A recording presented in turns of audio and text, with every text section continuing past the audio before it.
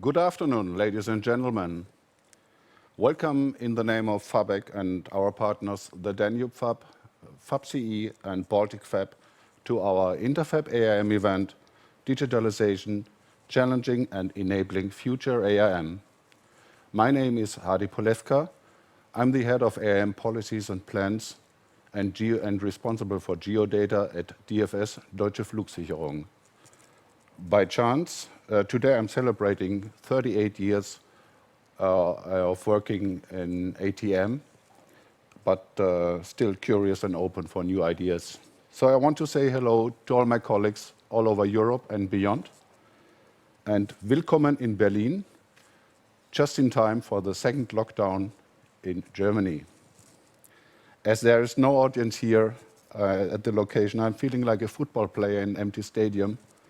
No audience visible, just the technical team and the organization team behind the camera, and of course with masks.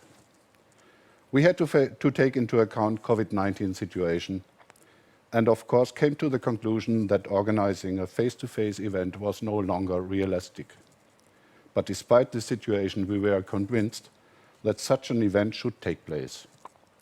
It is important to present the challenges, possibilities, and necessary developments of AEM and the opportunities which will come with them.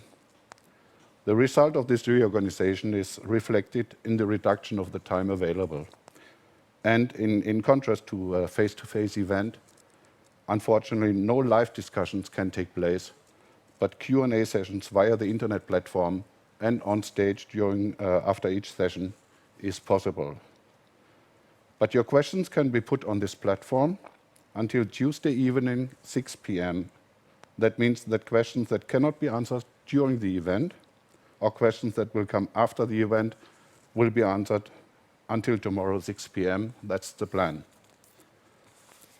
By the way, the title of the song you've just heard is inspiring.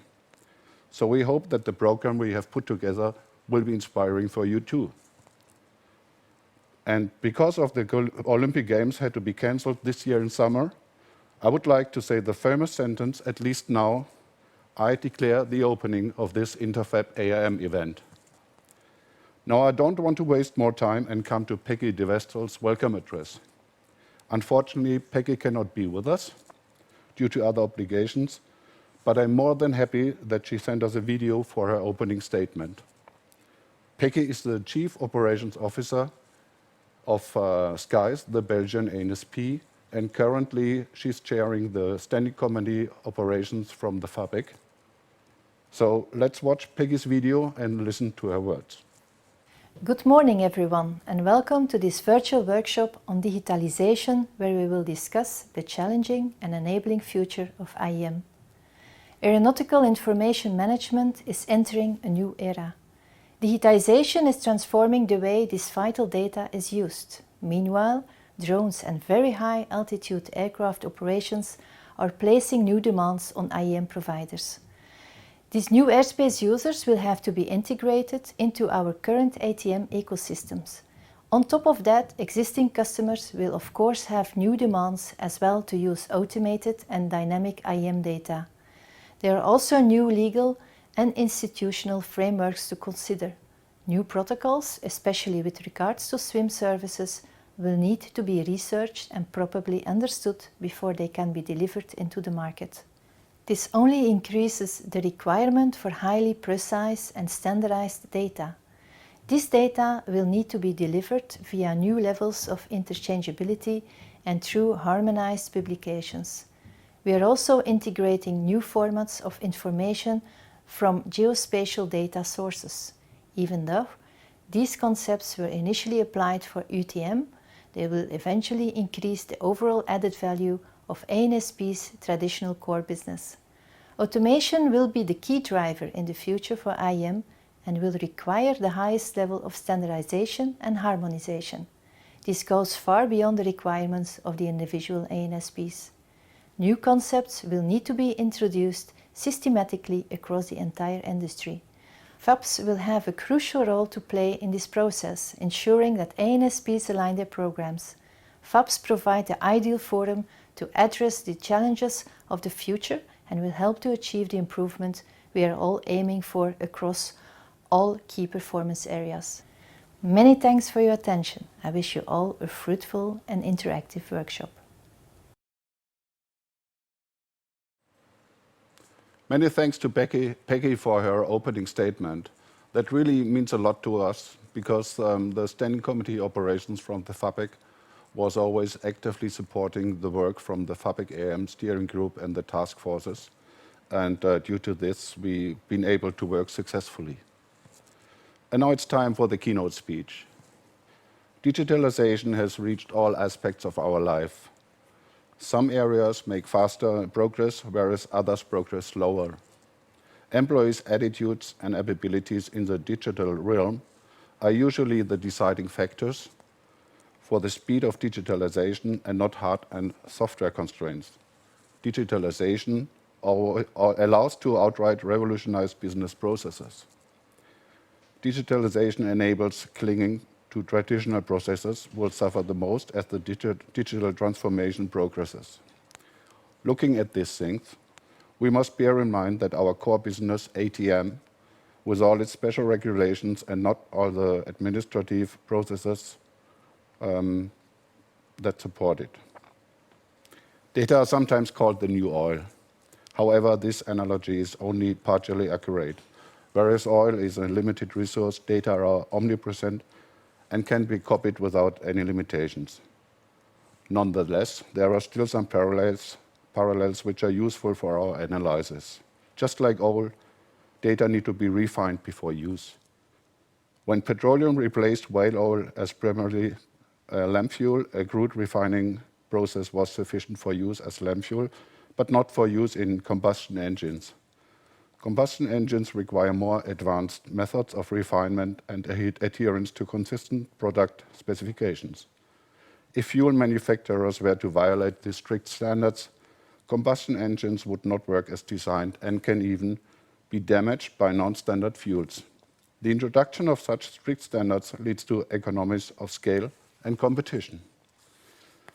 Today, you can fuel your car with a combustion engine at any gas station and buy standardized fuels that are guaranteed to work correctly. Similarly, relevant data are often extracted from big data sets. Insufficient standardizations of data formats and interfaces makes any data processing substantially more difficult. Economies of scale cannot be realized since considerable efforts must be expended to turn data into harmonized formats fit for productive use. Economies of scale are the motor of digitalization. Once data formats and interfaces are sufficiently standardized, competition is based on best customer value. Today, this kind of competition hardly occurs in aeronautical data, since data formats and interfaces for their exchange and processing are not sufficiently standardized. Current data integration processes in manned as well as unmanned aviation are largely semi-automatic at best, since data from national aeronautical information publications are not available as harmonized data sets. Even if digital data are available from AIS providers, they cannot be easily exchanged but require extensive bespoke pre-processing before they can be exchanged. This is in part due to the deficient standardization mechanisms employed in civil aviation, which are unfit for efficient digitalization. Reference implementations and test systems, which would guarantee a degree of standardization suitable for easy data exchanges as showcased by many other industry sectors, are nearly completely absent. No true platform standards currently exist in AIM, which would allow a fast and successful digital transformation. Only platform standards will allow the aeronautical information domain to generate the economies of scale necessary for a successful digitalization. There is a growing potential for opportunities to restructure entire industries through platform and providing incentives for companies to join such platforms. Such incentives can be extremely potent since they draw in investment from a variety of stakeholders instead of burdening the creator of the platform with all the expenses for the creation and maintenance of the platform. An example for a platform standard in aviation is the US military's phase initiatives, the Future Airborne Capability Environment, founded in 2010. At that time, the US military realized that new systems and systems update were extremely expensive, took a long time, required extensive certification tests, were hard to integrate, and often not interoperable with existing systems. These issues were tackled by the introduction of a platform standard supported by reference implementations and strict conformity tests, which enabled independent third parties to carry out unbiased conformity tests. Through this independently assured strict standard compliance, a new marketplace for vendors were created, which allowed them to compete for business on all compliant airframes. This greatly reduced the required certification and integration efforts and enabled a much greater degree of system modularity and deployment speed. This conference is about digitalization in the ARM domain with benefits for ATM and UTM. So what can we learn from these examples? Providing an ARP in PDF format is not a step that will bring us significantly closer to digitalization. We need real digital data that can be seamlessly exchanged and processed by all compliant systems without the friction we experience with AXM today. AXM 5.1 has been around since 2010, and yet we have not seen the sweeping changes. ARM is still suffering from an inability of stakeholders to multilaterally exchange their AXM data. Most ATM systems still use bespoke data formats and are not directly tied into a digital data flow. There are also disparities between what data are operationally used by different airborne and ground-based stakeholders. The data formats used are not aligned, and when national datasets are integrated into international datasets, different rule sets are applied by the stakeholders performing the integration. That leads to every stakeholder playing from a different sheet of music. The situation limits our automation possibilities and forces us to maintain manual workflows instead of automation. What can we do about this situation?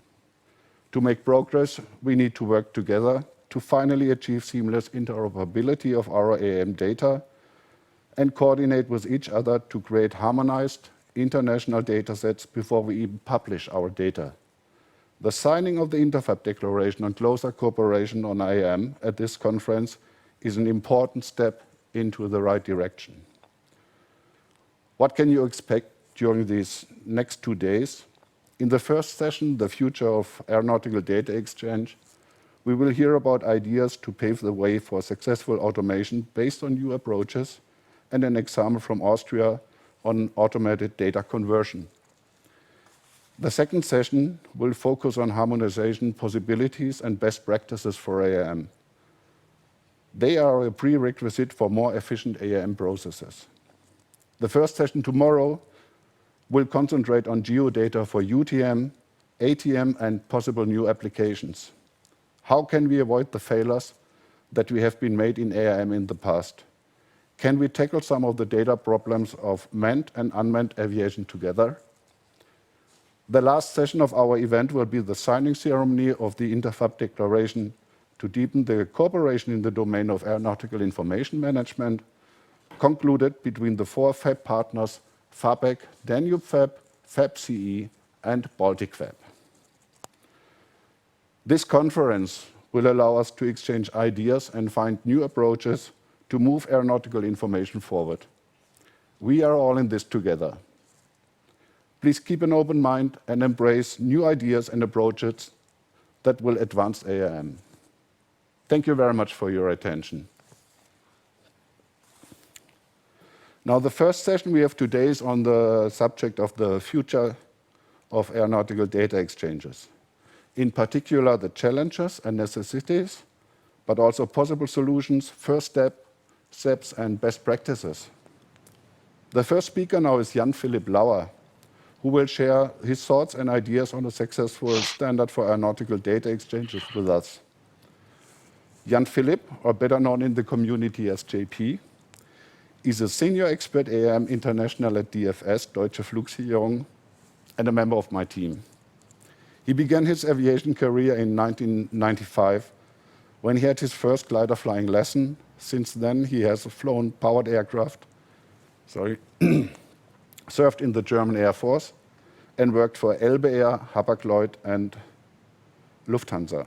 He holds a master's degree in air transport management and is a certified flight operations officer and auditor.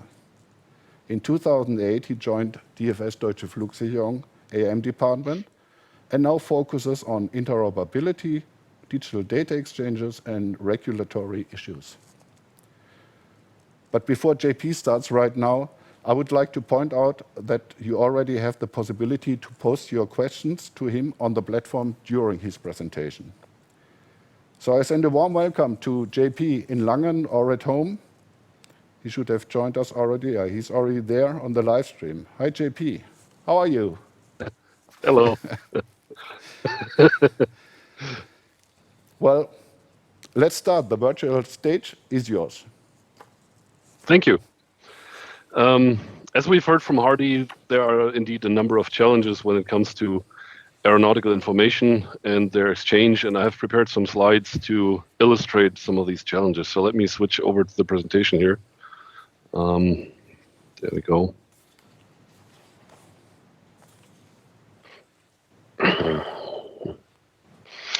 Yeah, so hello again, everyone, also from me. Thank you for the introduction there, Hardy. Hardy already pointed out some really interesting facts there that we still struggle after the long history that we have in aeronautical information with exchanging them. And we all know the struggles when we travel of having to have the right power adapter. A few years ago, I had to go to Japan and I didn't have the right adapter with me because it wasn't included in my SCROSS power adapter. So I was scrambling to the reception to get one. And I think we all feel the same on this one, that we need the right adapter. Sometimes we don't have it for some reasons. And if we do, it is always a hassle to get it. It adds unnecessary cost. It doesn't add any benefit to the user when you want to connect. And all this could have been avoided had we had proper standardization coordination back in the days when these plugs were designed. And when we look at AIXM, the same is true in many ways, because we can exchange the information, but most of the time we require intense coordination between every stakeholder willing to exchange the data. We need adaptations in the import and export routines that are employed. So that really isn't a good situation. So whereas we do have some degree of interoperability, there's a lot of friction in the system that there shouldn't be. And so when we look at the history of AIXM, that's been about 23 years old by now, you would think, okay, after 23 years and about 10 years that we had AIXM 5.1 at this point, it should really be easy to just give another stakeholder a data set and be able to process it and use it for whatever purposes we want to use it for. That is, however, not the case. We saw that and see that today in many different ways. Even within Germany, that we have trouble exchanging data with our airports, them sending the data to us, us not being able to directly ingest it due to various flavors of the data format. And that is really an untenable situation. When we look to the future, there's some silver lining there. Looking at AIXM 5.2, which is slated for release in the first quarter of 2021, we have a brand new chance of getting that right from the get-go to really make it interoperable so that everybody who has implemented it in a conformant way is able to use the data and exchange it. The situation right now, though, is that most ANSPs are still in the situation that they have to manually recapture the neighboring state's data for their own ATM purposes. And that is labor intensive, costs a lot of money, takes a lot of time, and includes the risk of data corruption if there is a typo. Even when there's double-blind entry, typos can still happen. Looking at the implementation roadmap of CESAR and the like, we have the EU Common Project 1, and that requires ATM systems to ingest digital aeronautical data, including digital NOTAM, by the end of 2027. So we've had some interesting internal discussions in DFS regarding digital NOTAM and how ATM systems are supposed to use the data.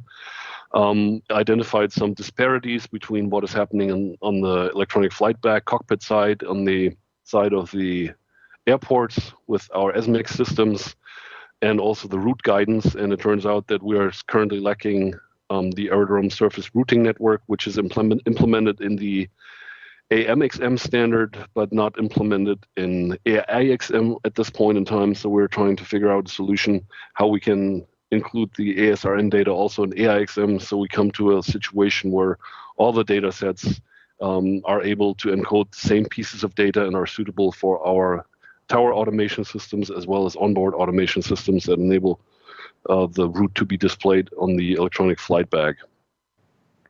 Now, you may ask yourself, how can we solve this whole issue there?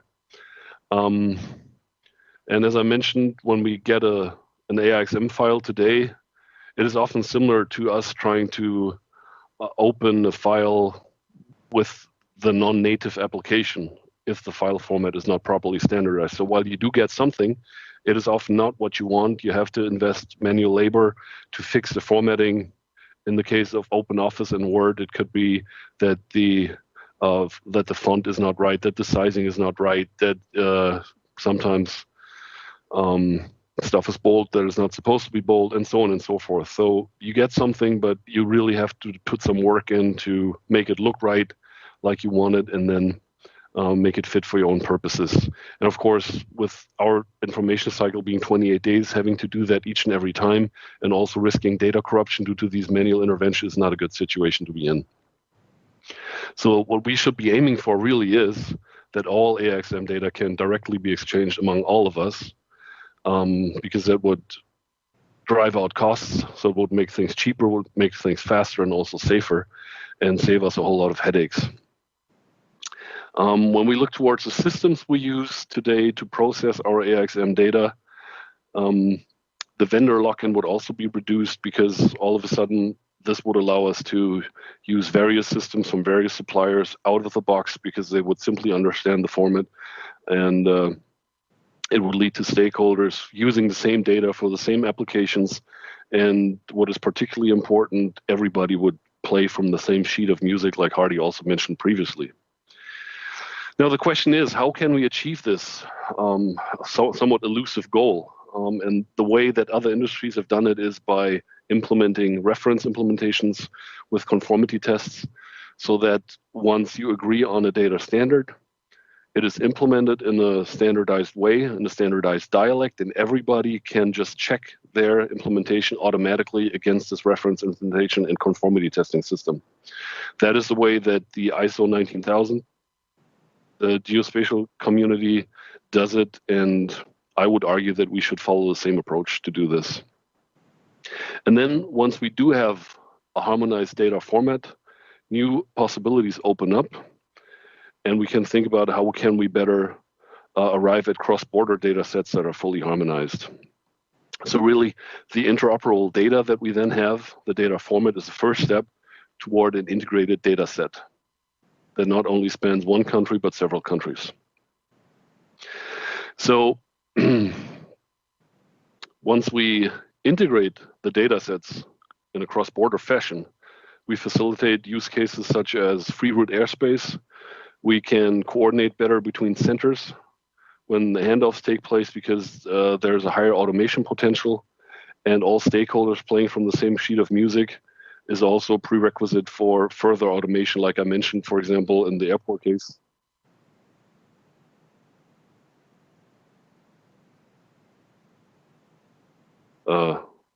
Ich habe hier jemanden auf dem Mikrofon, der da glaube ich nicht sein sollte, oder auf dem Kopfhörer. So anyway, the stakeholders playing from the same sheet of music helps us with enabling new automation use cases. For example, in the airport case, where you would be able to send a route directly to the aircraft, a taxi route directly to the aircraft, and the onboard systems then displaying the route, and the warning systems in the tower also be able to adapt all the data as to give the air traffic control officer a better situational awareness and help him to avoid runway incursions and the likes. So this all has several benefits associated with it. Now, how can we best set up such a data integration platform research project to find out how we can best do it with modern tools? And the proposed research that I'm talking about here would leverage existing geodata software and just extend it with aviation functionalities, meaning that there are already systems out there that do this, so that we would just add another functionality to process our data, which of course lowers the risk for our implementation and would be much cheaper and more agile than just building something aviation specific. Now, when we do such a project to find out if this is feasible for our AIM domain, it would just look at would this really work in the aviation context, using other industries' existing software products, but it would not be intended to replace existing data exchange solutions. This would just be to validate the use case. Is this feasible? Can we do it in this way? So let me summarize the points that I've made. When we look at AIXM, the best way forward would be to come through a commonly used implementation.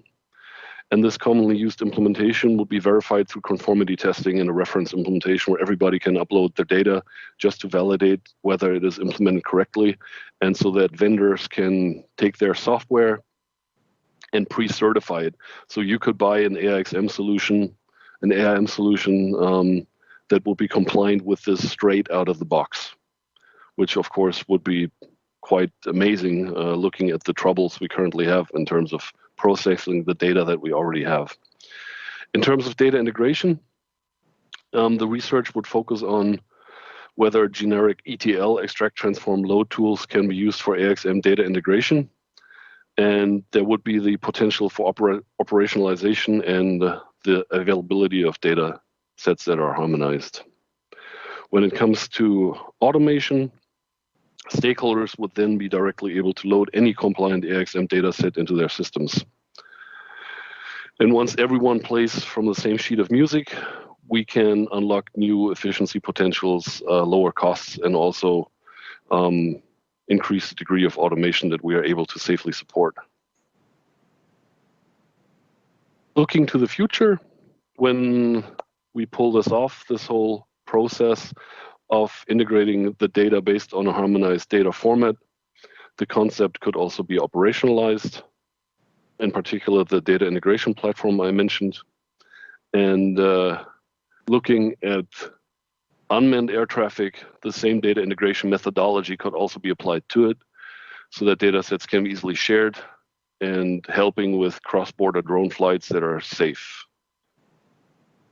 When you look at the costs for doing such a project and extending this functionality also to the realm of unmanned aviation, the costs would likely be comparable to those of aeronautical data. And I have to mention here that many of the generic ETL/GIS tools are already quite able to deal with generic geodata, which is what drone data mostly use at this point in time. Making available such a harmonized FABEC UTM dataset would be a big driver for cost-effective and safe UTM integration, of course, since it would allow stakeholders to utilize European airspace across the borders, and synergies with the integration or provision of aeronautical data would also be expected. Thank you very much. Yeah, JP, thank you very much for this very interesting presentation. I'm sure that you will get some questions from the participants about your findings, which, by the way, I absolutely share with you. Well, as I was very fast in speaking and you very fast in speaking, so we have still time available for a little talk. And also there will be a question and answer session later on at the end of the session. One question came up into my mind. You know that at the end of this session, there will be a presentation from Thomas Oster from EASA about the new EU regulations, and which also deals with data, namely geodata for UTM. And tomorrow we will have several presentations on this topic as well. The question which raises for me was the requirements you've just described. Are they also adaptable for geodata, for UTM? Well, I would highly recommend that when we standardize the exchange of geodata for drones, that we apply the same approach that I just outlined, in particular for ED 269, Chapter 8, where there is a data format described. But as we learned through our long history and experience with AIXM, this is not sufficient to just describe it. You really have to implement it and demonstrate that it works, and then allow stakeholders to validate their own implementations to really make the exchanges of data seamless. And I think it's really a big chance for the unmanned community to do this right from the start to avoid all these problems we are experiencing in AIM at this moment. What do you think? Who will learn from each other? Who will more learn from each other? The AM people from the UTM, or UTM from the unmanned aviation, from the manned aviation? I think it really goes both ways when you look at it, because on the one hand side, you have the AM community that's been doing this for a very long time, that has experience in exchanging data and harmonizing the data across the borders in safety critical applications. And on the other hand side, you have the new kids on the block from the unmanned aviation side, who bring in a lot of agility with their processes, a lot of tools that are modern. So I think the AM community can look at the tools employed by the unmanned community and say, well, this is interesting for us because it is much cheaper, it's not as bespoke, it would save us a lot of money, it would enable us to speed up our processes. Whereas the unmanned community could say, well, this is good, their publication cycle is good, the way that the data quality is regulated is good. So really, as in many things in life, it makes sense that each community learns from the other one and avoids the mistakes that have already been made. Yeah, I am absolutely of the same opinion, but this is not a surprise, as we're working together since years. But just to explain to the audience, I want to come back to your ideas from your presentations.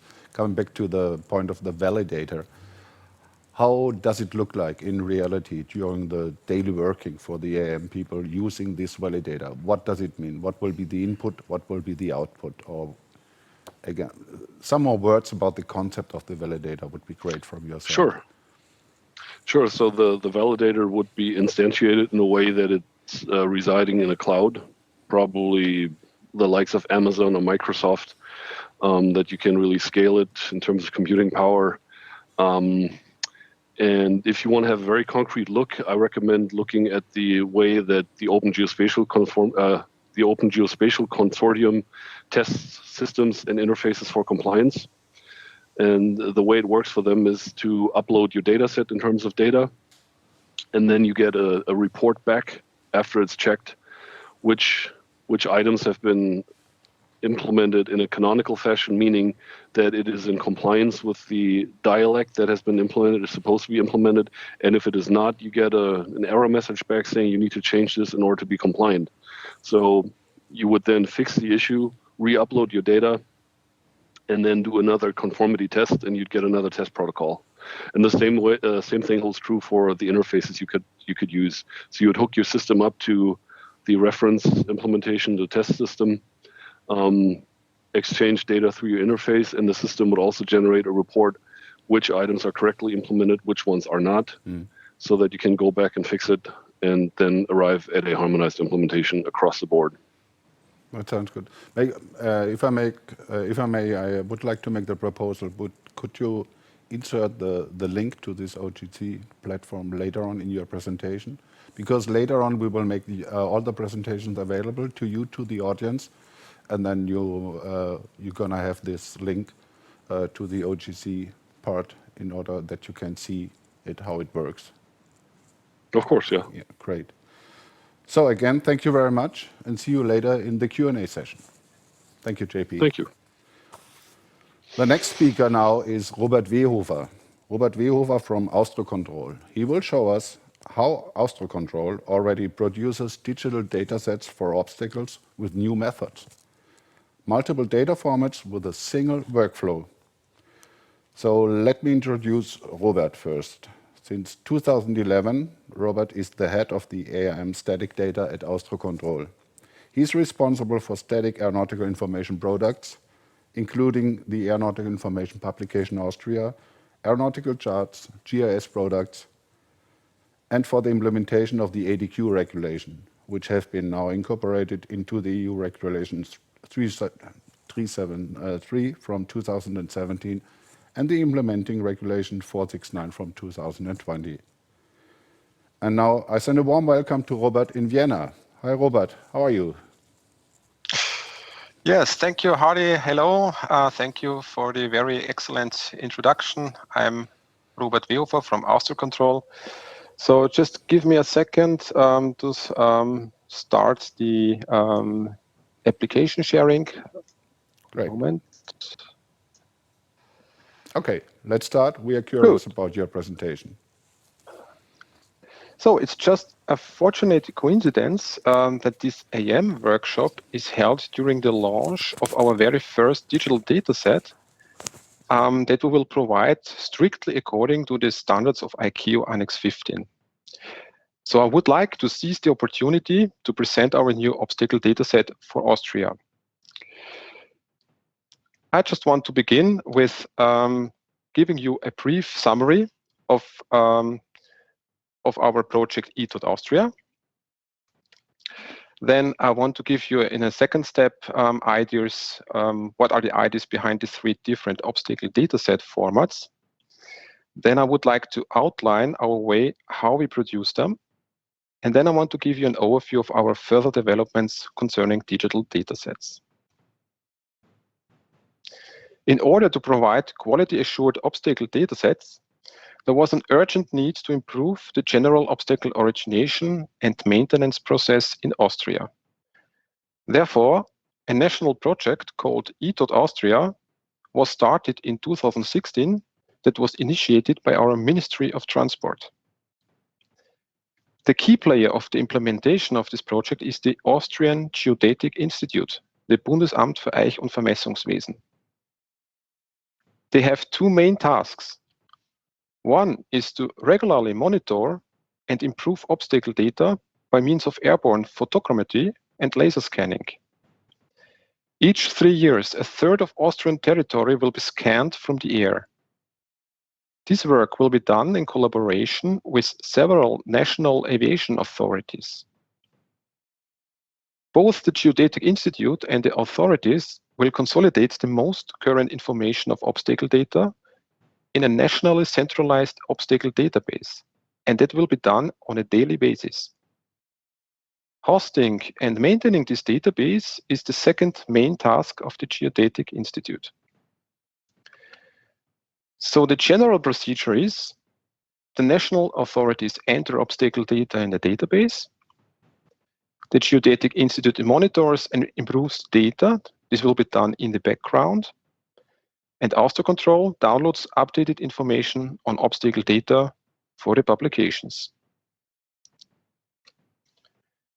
As the project is already well progressed for obstacle data in Area 1, we decided to provide our very first ICAO standardized digital dataset, which is the obstacle dataset for Area 1. The first effective date will be the 4th of December. An ASC informing about the new product has already been published. In the first step, there will be no change in the existing AAP or Route 5.4 chapter. Both the chapter and the obstacle data set will be provided in a synchronized way. After a transition period of, let's say, 6 months, we will empty the obstacle tables in the Route 5.4 chapter and just provide the obstacle dataset.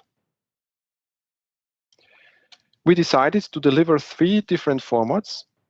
All of them have been developed by Steffen Siegel, who is now critically following my presentation. The first and main format is the international standard AXM 5.1.1, which is perfectly suitable for automatic data imports. But we will provide a second format as well, which is an Excel file, which is perfect for a human interpretation. Last but not least, a KML file shall facilitate the visualization of obstacle data in a well-known tools like Google Earth. We have tested the obstacle datasets, all three formats, with different external partners and data warehouses. They gave us very valuable input, feedback, which we have used to improve our formats. As required by the ICAO SARPs, we will provide data product specification as well.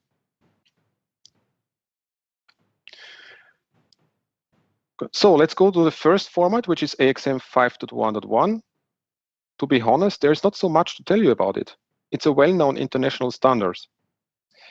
Our AXM 5.1 file is a baseline file, which includes, as a special feature, currently deleted obstacle data as well. But they will be removed in the next effective date. Here is an example of a deleted obstacle. As you can see in the end position tag, you see it twice in this snippet.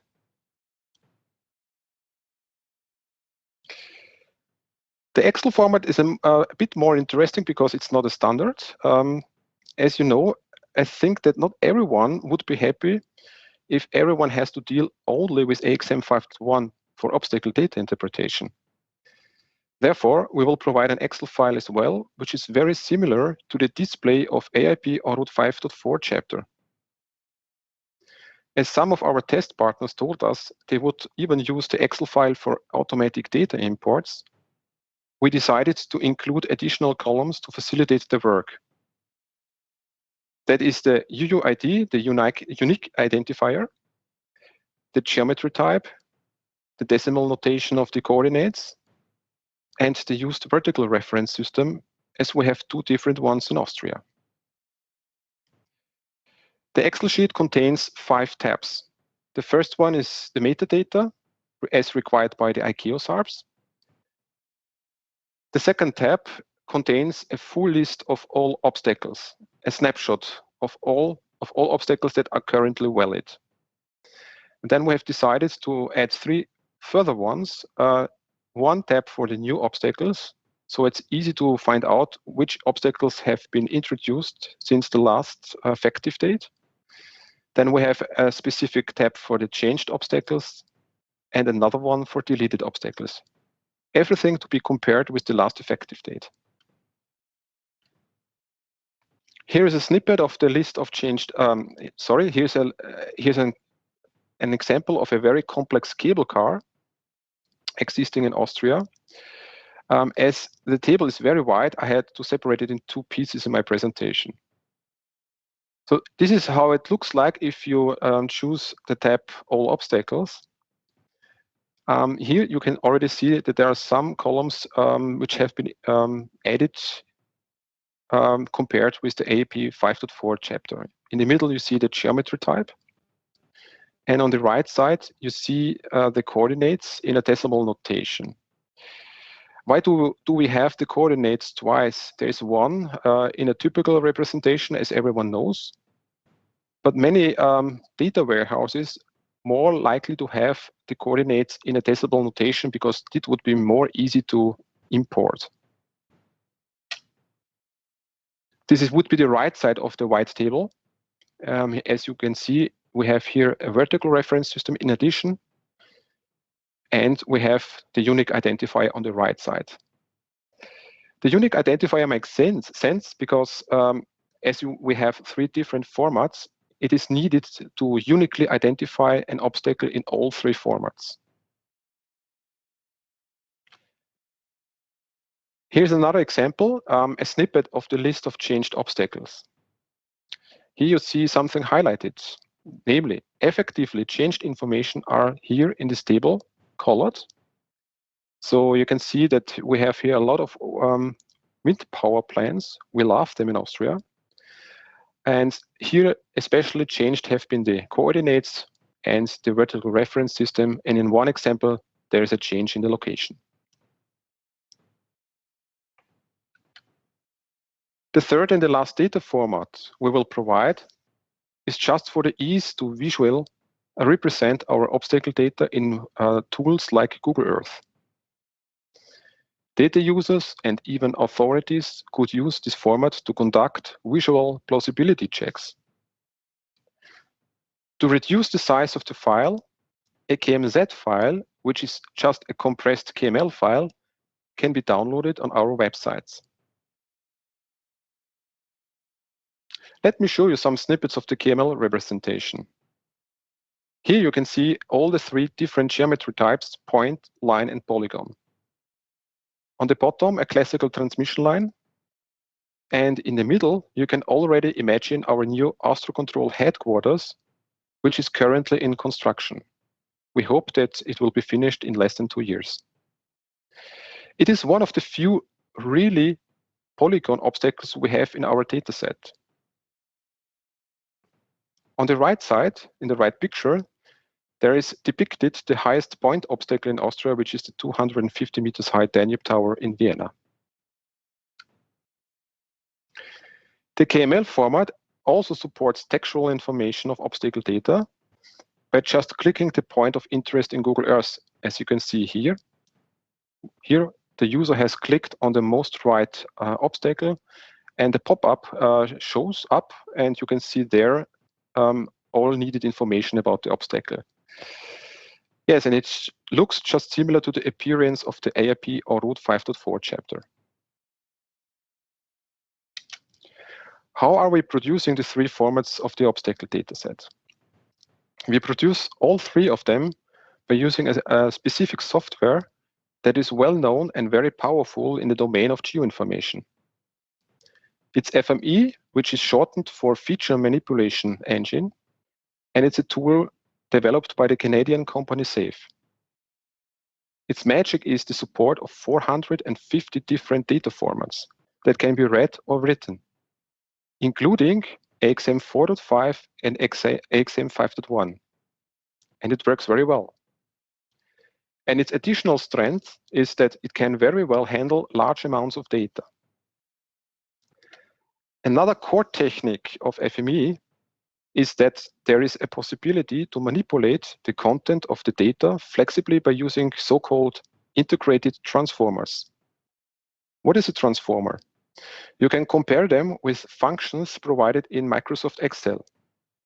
In Excel, you have one value in a cell, and you can use many different functions in a row to produce a completely new value in another cell.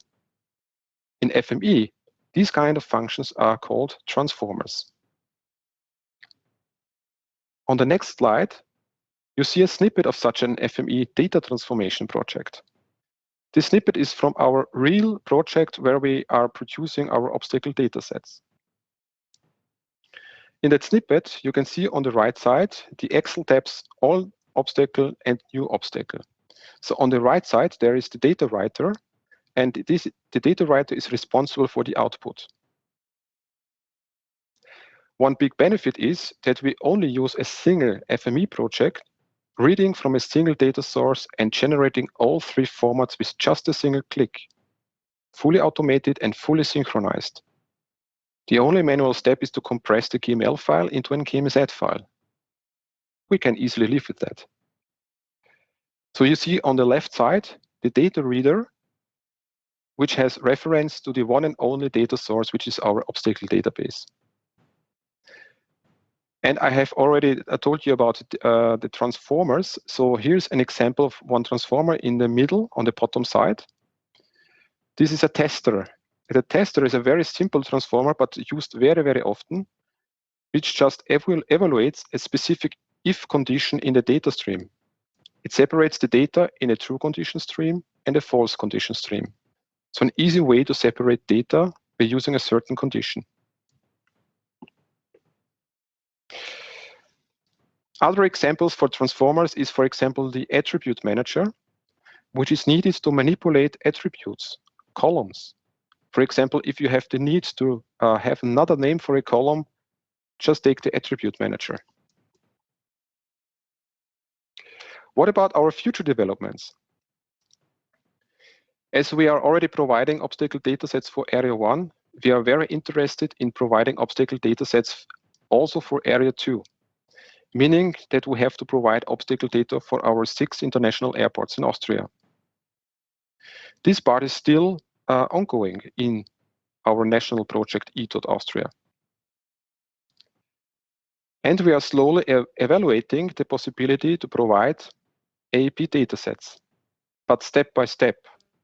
First, we want to begin with very simple features, like with en route waypoint data.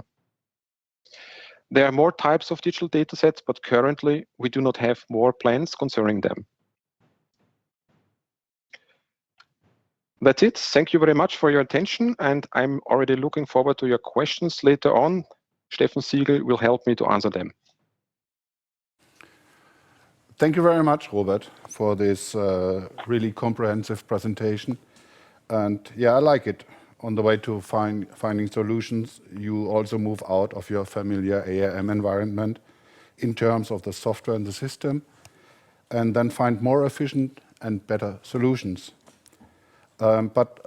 Before we go to the Q&A session later on, let me ask you also one question. How did it come that you choose FME for the generation of the obstacle data sets? Yes, FME is a very, very flexible tool. We need a tool where we can customize our outputs, where we can filter our outputs. With our typical AEM integrated tools, there is no problem to generate AXM 5.1 files, but it's not very easy to filter them to provide files where you can say, okay, we want only to show the obstacle data, or we want to show only a typical part of the obstacle data. The filtering is very, very important. And for that, you need a tool where you can have conditions, where you can specify conditions and separate the data in different parts. So the flexibility is the most important driver for us to use this tool. Okay, and in which rhythm are there updates of the system? And if there are updates, is it also the very hard procedure as we have it in our regulated environment? Currently, we have the problem in Austria that we update obstacle data all 3 ERAC cycles, not every ERAC cycle. But we are really going ahead to be more flexible in the intervals. Our plan is that we will, after the transition period, provide the obstacle dataset each ERAC cycle. At the moment, as long as we have this transition period, it will be every 3 months, so every 3 ERAC cycles. And if you have recognized that there is already a centralized database existing on the originator side, it's a database which is working on daily basis. So I'm quite confident that in future there will be even shorter update cycle intervals for our data. Thank you. And a last question from my side, because I'm really personally interested in, will you be the provider for geodata in Austria in future? Which geodata? For UTM, sorry, for the drones. That's a good question. That is a good question. So we are trying already to be fit for this part or for this role in future, but it's still not decided yet if we are going to be the main GIS provider. To be honest, it would be my wish. It makes sense, no doubt. Okay, Robert, so far. See you later in the Q&A session together with your colleague Steffen, and I will introduce him later on before the Q&A session. Thank you very much, Robert. Thank you. Thank you, Hardy. So now, with a look to the next presentation on the agenda, you might doubt at first sight that geozones and use-space regulation has something to do with data exchange. I can assure you very much. Under this new regulation, there will be a so-called CIS provider. CIS stands for Common Information Service Provider, which will receive, process and distribute data. And this will only be possible with standardized and interoperable data and systems.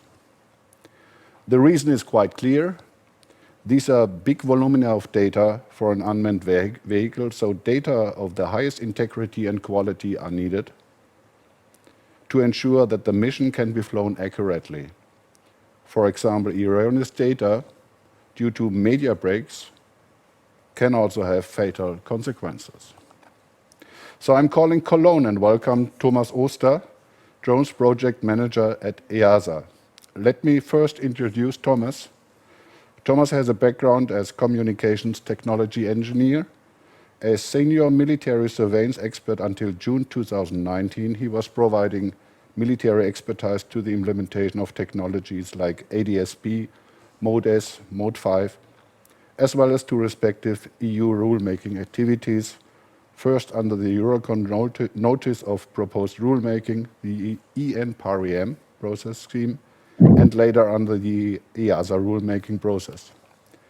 Since June 2019, he is seconded to the European Aviation Safety Agency, EASA, to support the work related to the integration of UAS, the drones, into the airspace. He's chairing the task force on UAS geographical zones and managing ATM-related aspects of the certified category. Further, he is engaged in several activities related to counter-UAS. So, hello, Thomas. Hello, Cologne. The stage is yours. Hello, Hardy. Thank you for the nice introduction. I hope that you don't see the same problems like me. There seems to be a delay in the presentation, but okay, at least in the video screen. So if there was a problem, please let me know and then we find a solution. For now, I will share my presentation with you. Just a moment.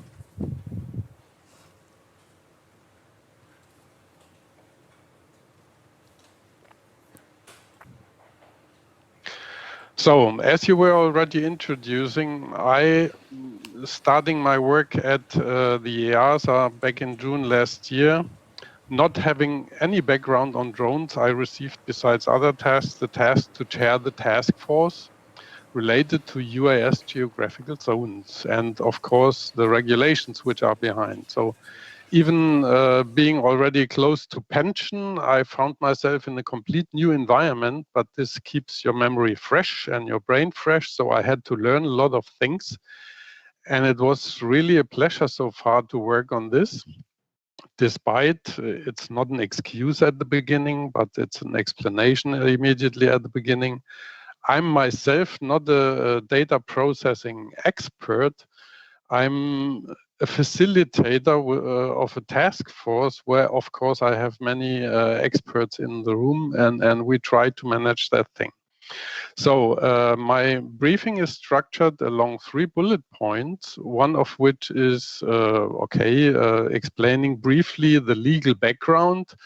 And there I ask you to excuse that you will see almost the film. It's 5 slides only for the legal background. But I thought it may be beneficial for you if you are at home and you want to look up what I explained to you, you have it at hand.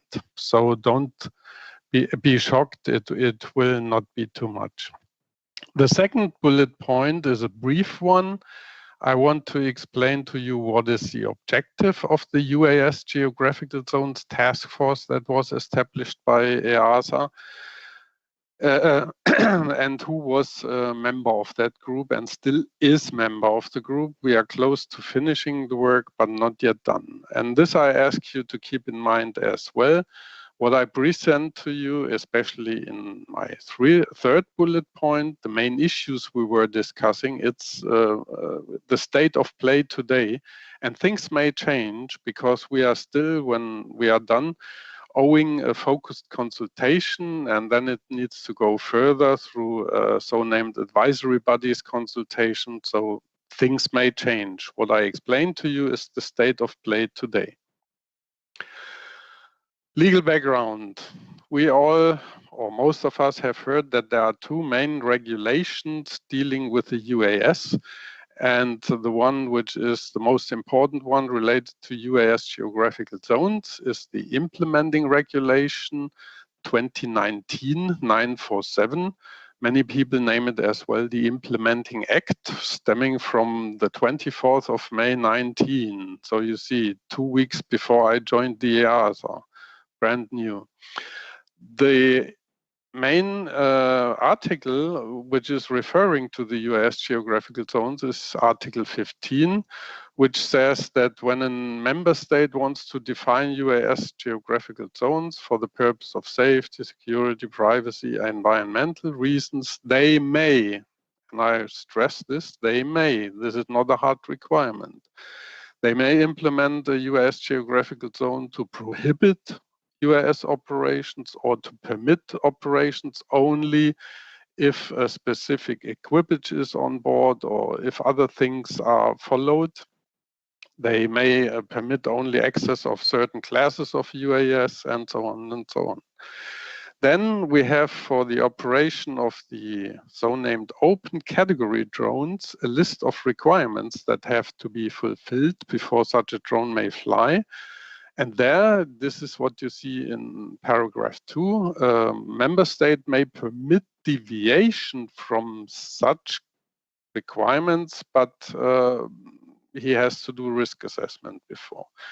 And now don't get me wrong, the only real hard requirement in this Article 15, so far we only saw the term may, now it's a mandate, it's that the US geographical zones data have to be provided in a common, unique digital format.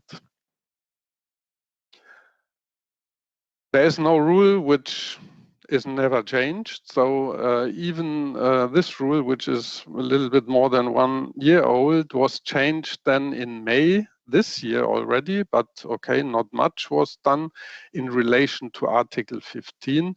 If you go into the detail, you identify that before it was saying operational authorization, and now they changed the word to flight authorization, but which is important because this is linked to the use-based regulation as well, and you should use the same terminology. Now something that is more important, and you see that even in the European regulation world, the COVID crisis has an impact related to the US geographical zones, not much, but it's a shift of dates. And this was published in the Rule 2020-746 in June this year. And they shifted the initial applicability date, which was the 1st of July 2021 to the 1st of January 2022. Excuse me.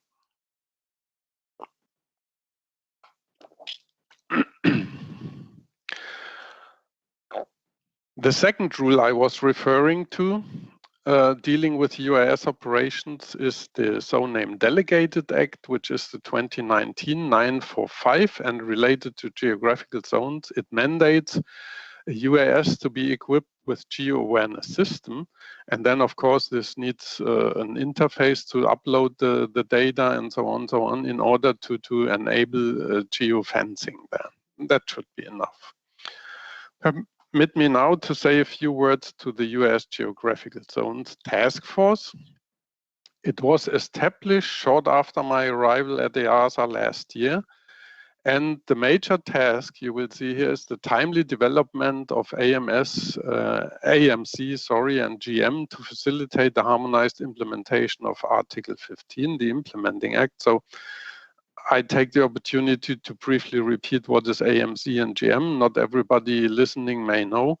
Whenever you have a rule, an EU rule, the EASA may provide acceptable means of compliance. That's one thing, which is when a member state can prove that he is compliant with this AMC, he is considered to be compliant with the rule. And then we provide as well a GM, that stands for guidance material, which is more or less, I would say, an explanation of the content of the rule, and giving more information to the member states and showing them opportunities how they may solve such issues. Members of the group were mainly CAAs, or with one exception, exclusively CAAs. It was from Switzerland, from France. There, the CAA was represented through an ANSP representative. Italy, Spain, the German MOT, Ireland, Denmark, the Netherlands, we had Austria, and we had, but unfortunately due to Brexit not anymore, the British CAA.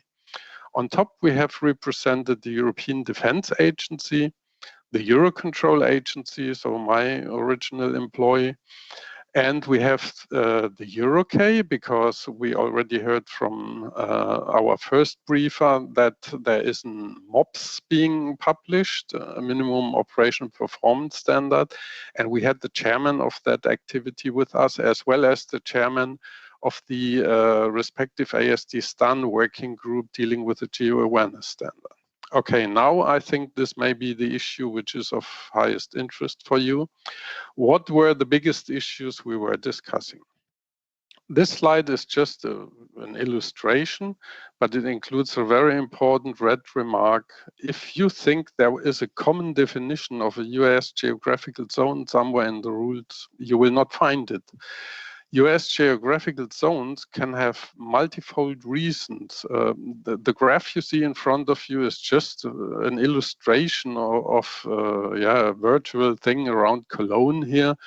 You may say, well, it's a city center, that's the U space, which is a US geographical zone. Down to the right bottom, we have the airport, where you want not all drones to fly.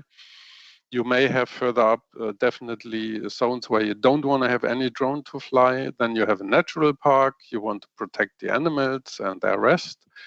And in the middle, you may establish a US geographical zone where you explicitly want to permit the operation of drones. The next two slides, like this one, don't be afraid. I will not go through it step by step. We were discussing what can we do in the AMC GM in order to inform nations about what they could consider in terms of geographical zones. At the end, we decided to copy-paste the list stemming from a CESAR project named Podium. And you see there a list of things, events, locations, constructions, which you may wish to protect by implementing a geographical zone. So here another list, but I ensure you that this list is not conclusive. For example, we have one person in the task force that gave the example that that member state considers to implement geographical zones at the entrance and exit of railway tunnels in order to avoid that you have spotters, like for aircraft spotters, you have train spotters putting a drone close to the exit of the tunnel, and then the train, film the train. So that's a high risk. And as I said, this is very important to note, the U space, that famous thing where we know that the rule is out and they are still discussing on how to adapt the, no, sorry, the rule is not out. There was a consultation going on and now discussions are going on to adapt this rule before it will be published. The U space itself is a US geographical zone. Format. You remember I said there's only one mandate, which was the common unique digital format. After long discussions and after having had in the meeting room, as I explained to you, the chairman of the EUROCAE related working group and the ASD STAN chairman, and after having been able as a task force to contribute to the latest version of that standard in order to accommodate things like you want to zone with a specific light angle or you want to stack zones. After this was considered in this draft, the task force itself decided that the common unique digital format should be as described in chapter 8 of the ED 269. But remember what I said, it's not yet finally decided. It still has to go through the formal consultation. But the task force came to the conclusion this was the only standard available and not available, suitable for the purpose so far. Another big issue where you know much better than me, as I said, I'm not an expert myself, quality of data, huge discussion in the task force. We thought we had consensus, then the consensus didn't work finally anymore. At the end, we had to rediscuss. And what we have currently at the moment in our draft AMC is that depending on where the geographical zone a member state wishes to implement, we see it a little bit different. If it is inside controlled airspace, we say, okay, then the requirements which are already there today for manned aviation apply to that zone as well. To do the same for other zones which are not in controlled airspace, meaning in uncontrolled airspace, we received a lot of opposition from specific nations to say the same thing. Use the ADQ requirements for manned aviation. Because I tried to explain it simple, we were explained if you have, for example, a zone related to a natural park or prison or whatever, who, if I, the member state, want to publish this as our aeronautical data, can guarantee to me that all the 7 requirements which are linked to ADQ are fulfilled. So that was a big discussion. That's why we, in terms of such zones, tend to stick to the data integrity only in the first step. But okay, we will see what happens at the end in the consultation. This is just an illustration for you. You don't need to understand all the details. I was using this in the task force to lead the discussions, to guide the discussions, and to summarize them. So what you see here is we have a lot of sources for data related to zones. And on the top left, you see the ones which you know much better than me: ADQ, aviation-related, AIP-related data, and then all the rest. And it starts with collecting them. How do you collect them? Centralized. You see here in shading, further moving to the right, I try to illustrate that there may be different sources. Same thing for repository. We all may agree that it would be ideal to have a central data repository, but this will not work, at least at the beginning, in the near future. And the same thing again to the portals where the data are made available for the users. Publication. How should we publish that data? And again, in this task force, the discussions were going in different directions. We had some member states saying, we put everything in the AIP, all the data. And for the reason I just explained before, other member states were saying, no, never ever. I cannot guarantee for that data, blah, blah, blah. So what we agreed for now is that when a US geographical zone is related to, is located more or less in a controlled airspace, then the data should be published in section ENR 5.1 of the AIP. If it's not, it's a practice already done by some nations, that in the AIP, in the same section, you will find not even maybe a link, but you will find information on where to find the data related to the US geographical zones. Other issues discussed. The first one you see here is not solved yet. It's about when you have a US geographical zone that is not only located in the territory of one member state, but located in 2 or maybe 3 adjacent member states, what do we recommend in the AMCGM? So one thing for sure, you should have formal arrangements between the member states to agree on certain things and to ensure consistency. But now the question is, should each of that states publish the data related to the whole zone, or only the data which is related to the part of the zone that is in its own territory? Another issue was static versus dynamic. Okay, dynamic. We could imagine that at the end we even would have moving zones, but as well it's about, in this sense, dynamic, that let's anticipate you have a use space, you have US operations going on in there, and then you have an emergency happening, like an accident or a house is on fire, and you may have to establish immediately a zone. So the problem we were facing here today is, and US manufacturers may confirm, UAS available on the market today, especially in the open category, are not live connected to the network yet. So if a drone takes off and something, after having downloaded the data, and something happens after 5 minutes, the drone is not able to download that data live. So we said that for this first version of AMC-GM, we have to skip that. Another big issue, altitude versus height, GPS versus barometric. And initially, there was an idea that my task force could decide that, but this is really not the correct body to take this decision to ensure safety. However, we did ensure that the data could be managed from the ED269. So this concludes my presentation. I will stop sharing.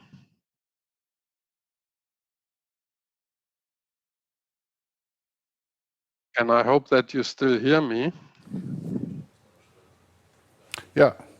Yes, I can hear you. We can hear you. And thank you very much for this very interesting presentation and information. And I'm sure this whole stuff will also have major impact to air traffic in the whole. And you were mentioning many times that you're not that you don't have data management knowledge, but I can assure you, you also already adapted it. Sounds very good. So again, thank you very much, Thomas. And now we come to the question and answer session of the first session. And so we have all the speakers again, and we also see Steffen Siegel from Austro Control. He will be there for a technical issue, and he will also take part at the question and after session. Just a short introduction. Steffen is an aeronautical services officer at Austro Control for 18 years. He's dealing with static aeronautical information products with a focus on data management and coordination. So I say, Servus, Steffen. So we come to the questions. I already got some questions via the platform, and yeah, this is the moment where I have to give a big thank you to the people in the back office. Holger Seibold and Rüdiger Mandri are working very hard to bring these questions more or less online to me so that I can start asking you this one. The first one is from Ulrich Kage from Frequentis, and it goes to JP. Is there already an analysis about which of these tools support the AXM5 temporality model and therefore can generate the required snapshots, baselines, etc., which is actually a kind of pre-processing of the individual AXM time slices? So the story there is that when you do a reference implementation, you have to, of course, agree on what the profile of the data model should look like, and that is something that would have to take place in the realm of such a project to figure out how do we really want to implement the temporality aspect of AIXM so that it is harmonized in each and every system that is compliant with this implementation flavor. And that is something we have not done as a prerequisite, but it would have to be done in the context of the process and the project when it is implemented. Okay, thank you. And I have a next question that goes to Robert Wehofer by Henry Caceres. Is there any plan to remove the obstacle data from the Austrian AIP and only refer to it to an external place as stated by Pan's AIM document? And is there any feedback from potential users already? Yes, we have a concrete plan to remove the obstacle data from AIP 4.5 chapter. But first of all, we would like to have a transition period. We would like to give the users the chance to get familiar with this new product we have. Our plan is to remove the obstacle data from AIP 4.5 chapter in about 6 months. We haven't received any feedback yet on that, but maybe we will receive some of them in the next 6 months. I'm very curious about them. Thank you. Sorry that I had to leave the the stage to. I just get another new question. There's a second one to Robert. It is maybe part or it's the following question: how do you think to manage obstacle NOTAMs in case of a positive? How do you think to manage obstacle NOTAMs?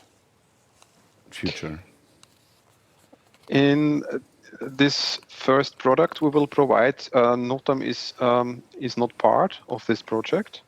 So we have at the moment not a really concrete short-term or medium-term project for digital NOTAM. But I can imagine that if we would deal with digital NOTAM temporary obstacles as well, that FME could help us a lot, as it's just another specific part of AXM 5.1 where we have to deal with temp delta or perm delta information. Okay. I have to concentrate that I don't get confused with the different questions. I have a next one for Thomas Oster. A lot is being discussed and proposed about GIS geozones by so far.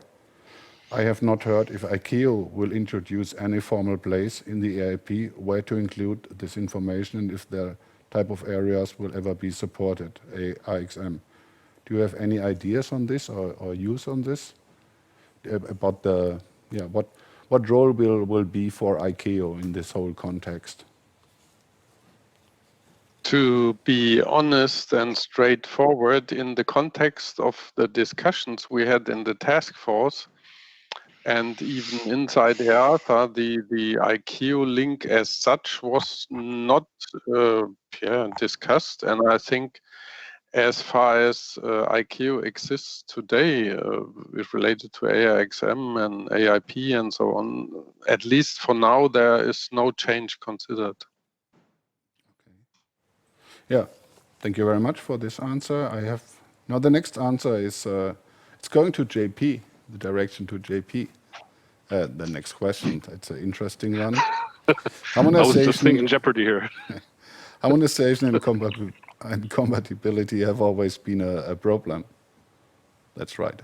The solution of having a platform for researching the compatibility sounds good, but are there any concrete projects, proposals already? And would you find it convenient if it would be also driven by Eurocontrol? So there are a few aspects here. Of course, harmonization compatibility have been a problem, that's for sure. We see it every day, and it is quite sad that the information that we publish today are usually still retyped by data integrators and integrated into their own international data sets. And that is something that needs to be changed and just shows just how big these compatibility and interoperability issues are in the AIM realm, because if we did have interoperable data sets, they would be ingested without the manual interventions. And of course, this adds tons of friction into the whole AIM system. When it comes to concrete plans, yes, we have concrete plans. We have proposed a project in the realm of FABEC to finance such a reference implementation, as well as a data integration platform research project to validate whether the outlined approach of integrating data in that way is feasible. So we're still waiting for final financial approval, and we were also told by the airlines that this is really a high priority item for them as well. So not only we are struggling with our automation processes, looking to future things like trajectory-based operations, but the airlines are also saying once we have a COVID restart, we really don't want to use these really ancient processes of having to retype your manually submitted data in PDF format, but we really want data sets from you. So we are not only helping ourselves as ANSPs in our own automation processes, but also the airlines. Let me look at the last bit of your question here. Eurocontrol, that is an interesting question indeed. Eurocontrol has published a paper sometime in 2018 that stated that they would not have an industrialized version of such a reference implementation test system, but only prototypical implementation that would not be feasible for industrialized applications. But what we really need is something that is industrialized. There have also been solutions by some vendors, but none have found this widespread acceptance that we really need in the market to have one one ring to rule them all, as you probably know from Lord of the Rings. But this is really what we need to aspire to, that we have one format that everybody can read, that everybody can process, and that is the kind of thing that we want to set up with this proposal. Yeah, thank you very much, JP. And well, next, I have another question for Robert and Steffen. This is, are you already planning additional formats for your obstacle data set? And how much effort is it for you to create additional formats? So now I give the microphone to Steffen. I think he can answer it best. Yeah, so currently there are no additional plans for, let's say plans for additional formats. The idea behind this process was that we have a single part in it which is querying the data, manipulating the data into a state from which we can produce the other formats from. So it's depending really on the format we're talking about, if it's more or less effort, but it's I guess it's a lot less than the initial definition of the process was, of course. So it is possible even to integrate it into this workflow, but currently there are no plans for additional formats. I guess we will have to see if there is feedback from the users for specific requests from them. So. For this answer, and yeah, I would have a next question to you, but it's still in preparation. So I have another question to Thomas. With regard to the UAS geographical zones, what does a drone pilot has to do before his flight or before his mission? What is his pre-flight phase looking like? Okay, after he has planned his flight, and if necessary, he has requested authorization and received authorization, he has to, of course, download the data related to US geographical zones. And as you may recall, in my briefing, member states have to decide and define on where a drone pilot can access this data. Unfortunately, it looks like that currently it will not be like we all may wish, that there would be one plug where he could plug and download all the data. Pending on the member state, it may happen that he would have to even go to multiple sources. We know it's not optimum, but with this task, we cannot enforce member states to do it in a specific way. But I'm sure when this gets more and more normal and things, processes evolve, it may change in the future. And ideally, I think we all agree we would have one plug where it could go for the whole of Europe. But harmonization in this sense is not that easy, as you may imagine.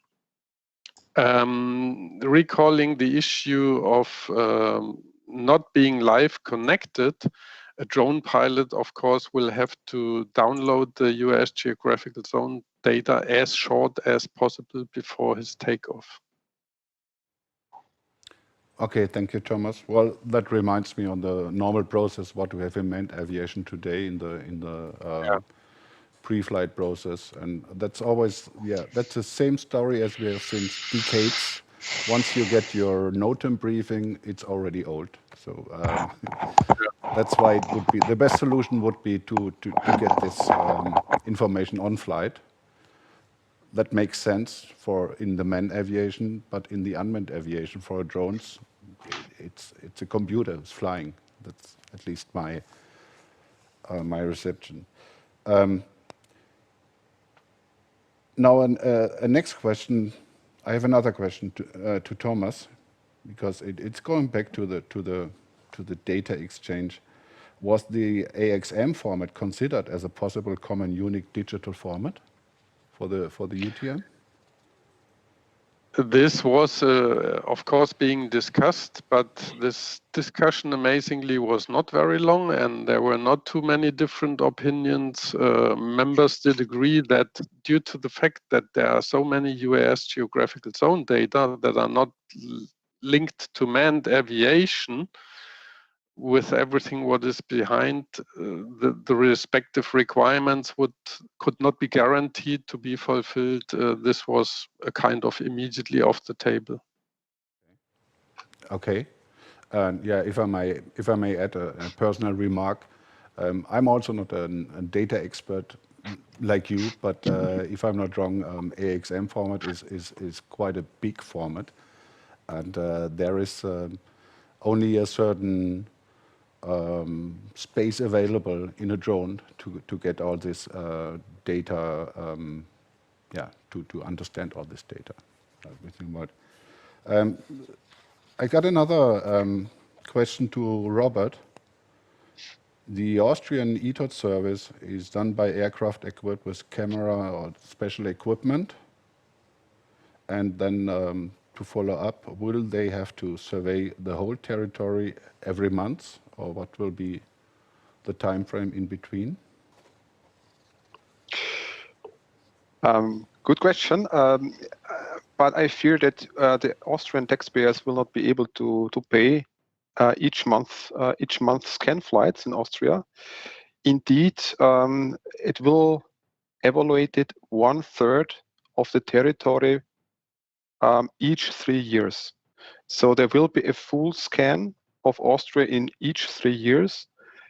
It's simply not possible to do it monthly, not only because of the costs, but it takes quite a long time to evaluate the raw data from these scan flights. These are data that needs to be evaluated and to be transferred to intelligent obstacle data. We should not forget that the obstacle data in this ETOT project are not only deviated from the scan flights, but as well from the national aviation authorities and the obstacle owners who have to provide the data according to the ADQ regulation. So usually the data we will get, they are already of a high quality, but the scan flights are an additional buffer, an additional security or safety for our data, so that we can later on find out if the obstacles are still active or if they are already in the meantime deconstructed and they haven't been reported to us. So it's only an additional buffer, an additional quality layer for us, so that we have high quality data in our database. Thank you very much, Robert, for this answer. And now, up to now, I have a last question for this session before we go to the break. And this goes to JP. And it's a very interesting question, and maybe it helps Thomas and me to understand the data management better.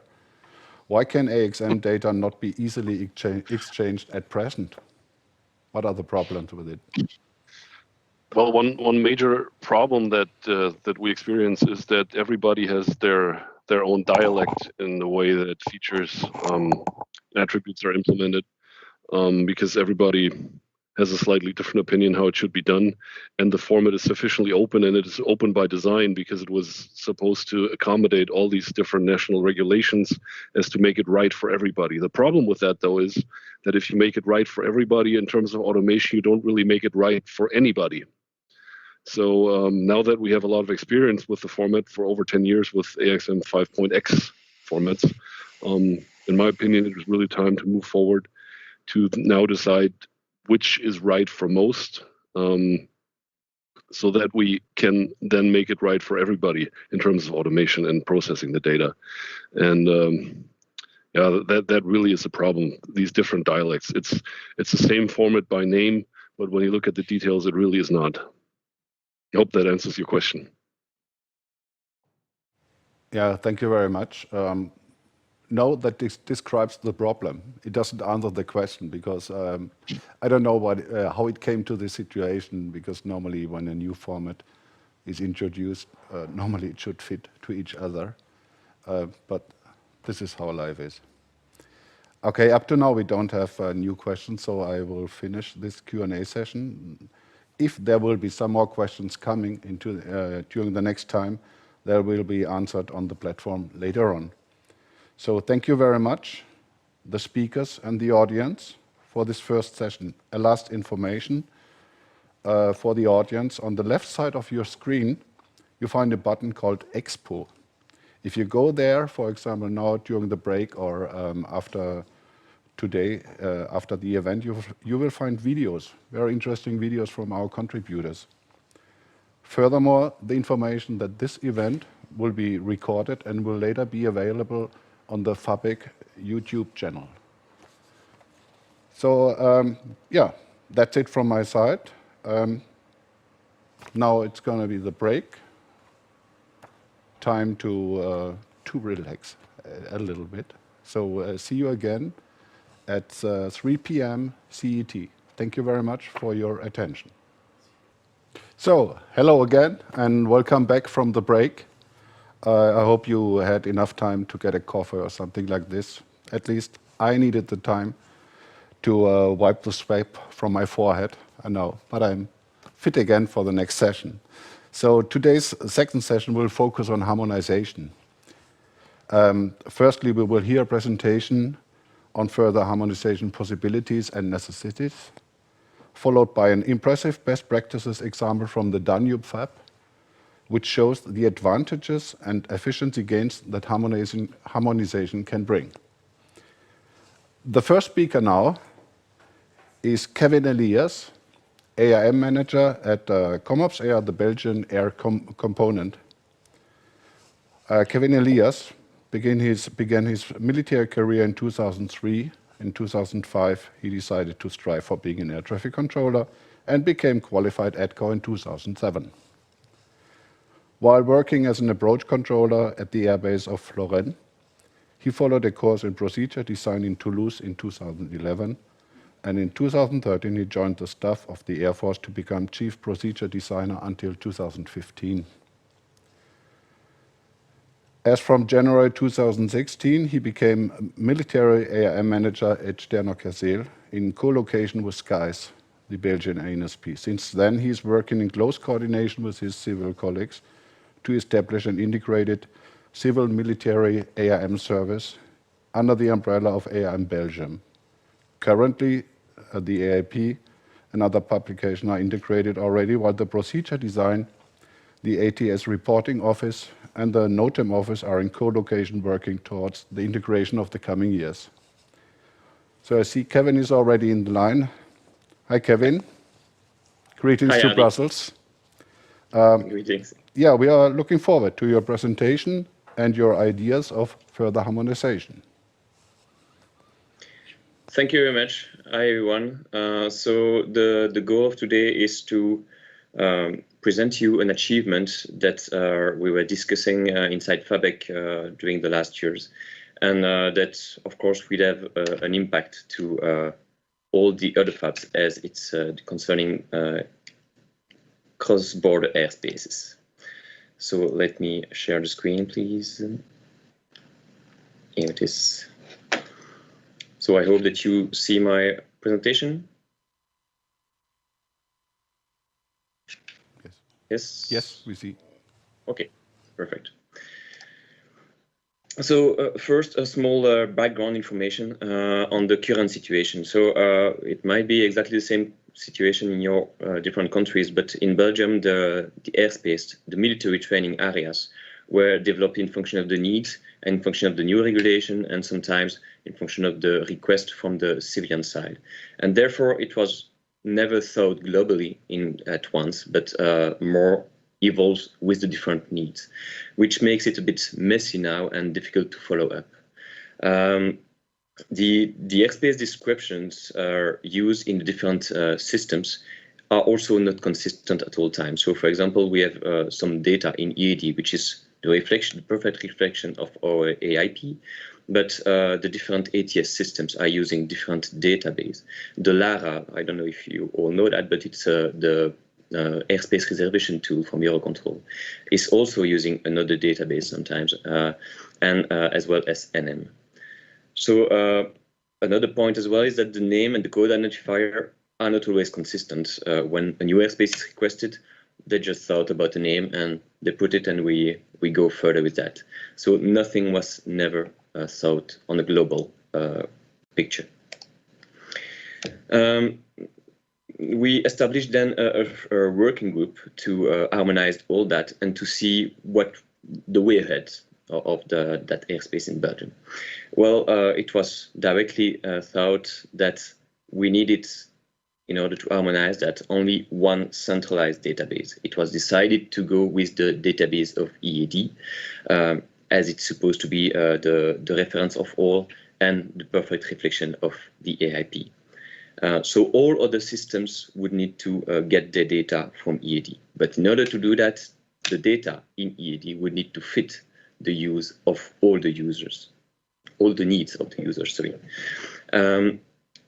Of course, we need also to have a strict adherence to the AirNIP standards for the name and the coded identifiers of all areas. The code identifier standardized would allow a FABEC-wide application. So maybe you experienced that issue already, but when you need to have a cross-border area, well, you would need to make sure that it's not the same identifier from all the other countries participating to that, and maybe even the whole Europe. So yeah, that's really the goal, to have a wider application of those standards that we kind of agreed for now, and maybe even wider than FABEC. That's really the goal. So a small word about the new concept. Of course, that concept will go into the organization of the airspace. So it's not that we would like every country, all the FABs, to apply to the same airspace organization. But I will explain you after which points are supposed to be standardized and what we propose for that. But a small word on the organization itself. So we decided, in order to have the airspace the more flexibly used, to subdivide it into different levels. We have initially the smallest level, the elementary level. The goal of those zones is really to define the smaller part of airspace that could be attached to other parts in order to make a usable airspace. And those parts would be, of course, described and defined into the IP and the EAD database. It will be then the reference to build all the different flexible use of the different airspaces. Okay, so normally those elementary zones will never be used on its own or booked on its own for an area, because most of the time, at least specifically in Belgium, those zones are really too small to have any military activity, at least in those areas. The other levels are the booking levels and the configuration level. So I will take my pen so that you can see it better. Okay. So you see in the background the small elements and each booking area. Booking, why did we name it booking? Because those areas would be really to be reserved by the pilot, the military pilots. So the military pilots, knowing what type of airspace and the size of the airspace he would need, can decide to go for the booking 1, 2, or maybe 3 and 4 together, or whatever. He can book his airspace as he wants to. And all those bookings will be defined out of the element areas, as I explained before. So you see there that the booking 1 would be composed of element 1 and 2, and booking 3, for example, is composed of element 5, 7, and 9. What was difficult to show in this picture was the different possibilities as well. Of course, it's not because the booking 1 is composed of element 1 and 2 that you couldn't have a booking 5, for example, that would be 1, 2, 5, and 6 together. Okay. Something important to understand also in the creation of the element zones is that those lines subdividing the airspace are not done just for fun like that. They are thought to release the best airspace wanted for civilian traffic, for example. So imagine we know that we go more and more towards free route airspace. Well, of course, we are not going to speak anymore about route passing there. passing through the element 10 and 9, but more a flux of aircraft. So that would really be the goal of it. When at specific time you have more higher traffic, more density of traffic coming from that side to that side, you would release the elements 10 and 9. If it's from the south to the north, you would release the 3, 4, and 8. And still you would have the flexibility to have enough airspace on via the other elements or other bookings in order to have an advanced use of the airspace, a more flexible use of the airspace. Okay, so this is for the booking area. Now for the configuration and level, the configuration, we directly saw that it was also important to have an easy way to coordinate between AMCs, but also between air traffic controllers and so on. And the goal is not to provide each time the list of booking area reserved, but maybe to have a specific configuration name that would help to say, okay, now because I have the booking, for example, for 3 and 4, I need configuration 1. And so the AMC knows that configuration 1 is reserved for military use. That means that all the rest is free for civil use, if I could say. Okay, in the two examples that you have here on the configuration, well, I could have added a third one, which would be, for example, that the booking 1, 3, and 4 would be configuration 3. Okay, that means that you would indeed release only that part, but use all the rest. Something also important to notice is that we have booking area which are booked by the military pilots. They need that whole area to do their training. But also the area control could say, okay, that's fine. You need that area, but I have also a military airfield just below at element 5. So I will reserve that element 5 also for my pure air traffic control. And so you will have a configuration area, which would be the booking 1 plus element 5. And with all those configurations explained in the IP, everybody going to the same reference, it will enhance the use of that airspace, make it more flexible and more easy to understand what is required and what's happening. Okay, so it's really the goal that we try to achieve, because you know, as I said at the beginning, what is the current situation is that for the same configuration 1, for example, the military are using that full area, and the civilian are for now using the elements 7 and 9 drawn apart, so only the 6, 5, and 10 in their screen. Why? Because the 7 and 9 are delegated on the tactical coordination. So they say that, okay, they don't care about if the military are flying there or not, they just need to call, and that will be good, so they don't have that airspace. So you see the divergence between the both ATS system was really an issue there, and we came with that solution in order to solve that issue. Now the airspace names, because in fact, yeah, the whole concept before was just to give you an idea about the organization of the airspace. What is more of your concern is about the airspace names.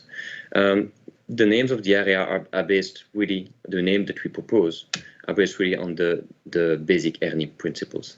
So a TRA, the definition of TRA is clear. It's an area with crossing restriction for non-participating aircraft.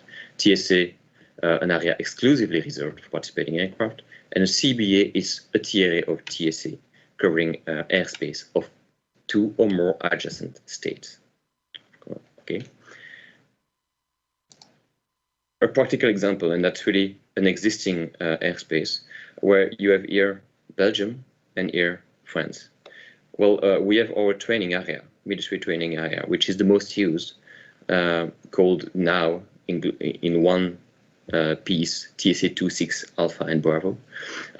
They are, of course, crossing the border. And they are really, it's really a big block, which is, when you compare that to the size of Belgium, really impacting a lot the traffic. Of course, we don't need it all the time. Sometimes we can do training in only a small part of it. So all the rest could be delegated. For now, it's only on tactical delegation, while the goal would be to have really something more transparent to every user. We need that. Well, we take that and we leave the rest for all the other users. Okay. Now for the naming itself, you see that you have airspace, so TRAs, that are only inside Belgium. Well, those zones will be named with the location identifier EB. The one only above France will be called LF, and all the rest will be called CBAs. Of course, all the airspace that you see here are elements zones. The booking zones would be then an aggregation of different airspaces. Again, same rule, if they cross the border, will be called CBA. And that CBA will be made of a CBA, an LF TRA, and a CBA again, for example. Okay. Now for the code identifier. Well, you see you have what we propose for the TRA and TSA. So you probably all know that those are code identifier and the limit that we have with 9 digits. Well, ERNIP says clearly that for the first part you use EB. Then you have the TRA. You could imagine using TR, of course, but you have the TRA. And then we implemented again that those 4 digits are with something pure for Belgium. You would be free to use it. That's really fine for me. But it's really in function of the use of the organization of the airspace itself. So if you don't organize it the same way, maybe the letter Echo for element or Bravo for booking or Charlie for configuration would not really be useful. And then we have 3 digits for the element, 3 digits to have a maximum possibility, because the smaller the airspace, the more airspace you might have. But we keep, of course, the possibility to reduce to 2 digits for booking and configuration areas in order to keep the possibility of flight buffer zones, flight plan buffer zones. Sorry, my mistake. So it's really the goal to keep all the possibilities there. Now for CBA, well, the CBA is probably the part for which we could see an harmonized way of working. And what we thought of, what we proposed, in fact, is to use, of course, the 3 first letters as described in the ERNIP. So you can use the C for the CBA, also only C. And after that, in order to give an idea with the identifier where that airspace is and who is responsible for it, it's to also put the identifier of the state responsible for AMC. So, of course, I took an example of Belgian airspace, and that would be EB. And then you have, again, the 4 last characters, following the same rules as I explained before, so A, B, or C, depending on the type of airspace, and the 3 numbers or the 2 for booking and configuration zones. So the goal would be really to adapt, well, the goal is to adapt first a system for all cross-borders area, for all the FABs. That would be the best. And this is what we propose, because at least that gives a link to who is responsible to reserve that airspace and what is the use of it. Of course, with element, booking, and configuration, but that remains optional. But really, the AMC responsible identifier is, I think, quite important to have a good idea where that airspace could be. Just an hint. What we use also in Belgium is that the number will also reflect the position of that airspace inside Belgium. So we made an area with all the 1, so with all the 100. We made another one with the 2, another one with 3, another one with the 4, in order to have a good orientation and to clearly directly see, even with the identifier, where it stands. Okay. So that's for the first part of the harmonization. The second part is about the cross-border publication, the publication of those cross-border airspace. So as I said, we have some airspace inside France and inside Netherlands. Therefore, a harmonized way to publish is of importance in order for the user to find their way, even in the AIP, not only in dataset. Of course, in dataset, at the end, only the airspace would be published only once. That's for sure the goal. In the AIP, it's important to find your way as well, I think, and therefore it's of importance to follow the same way to publish. So what we propose is that in the EIP, all the TRA and TSAs, so TRA and TSAs are for non-cross-border areas, all those would be published in the En route 5.2 of the state where the area is where the areas are situated, of course, as you probably do it already now.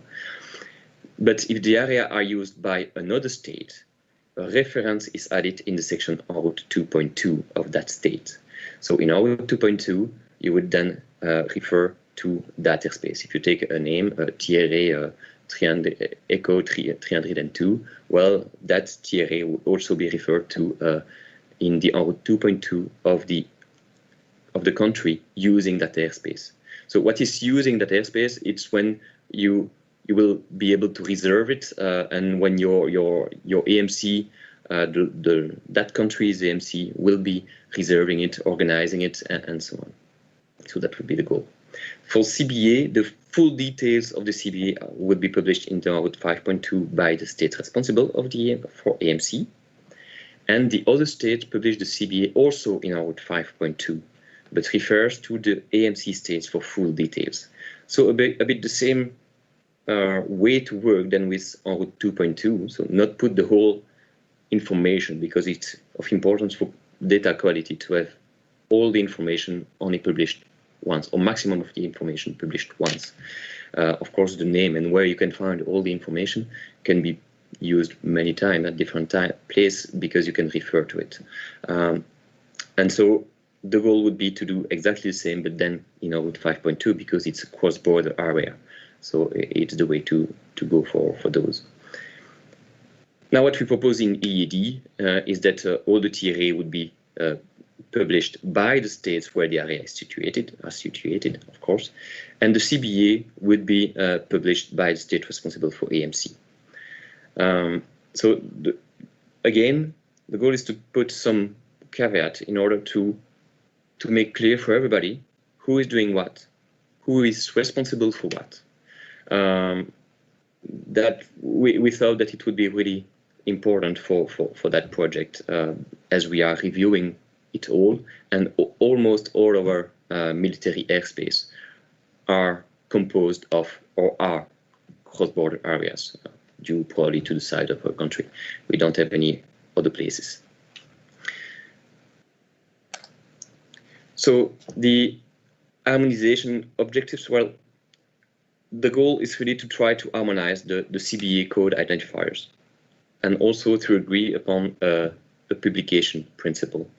I think I went through all the argumentation there behind, but we cannot see a cross-border area, which is by definition crossing the borders, so already involving two different countries, to agree upon the system bilaterally, and then they would need to agree upon another system with another nation.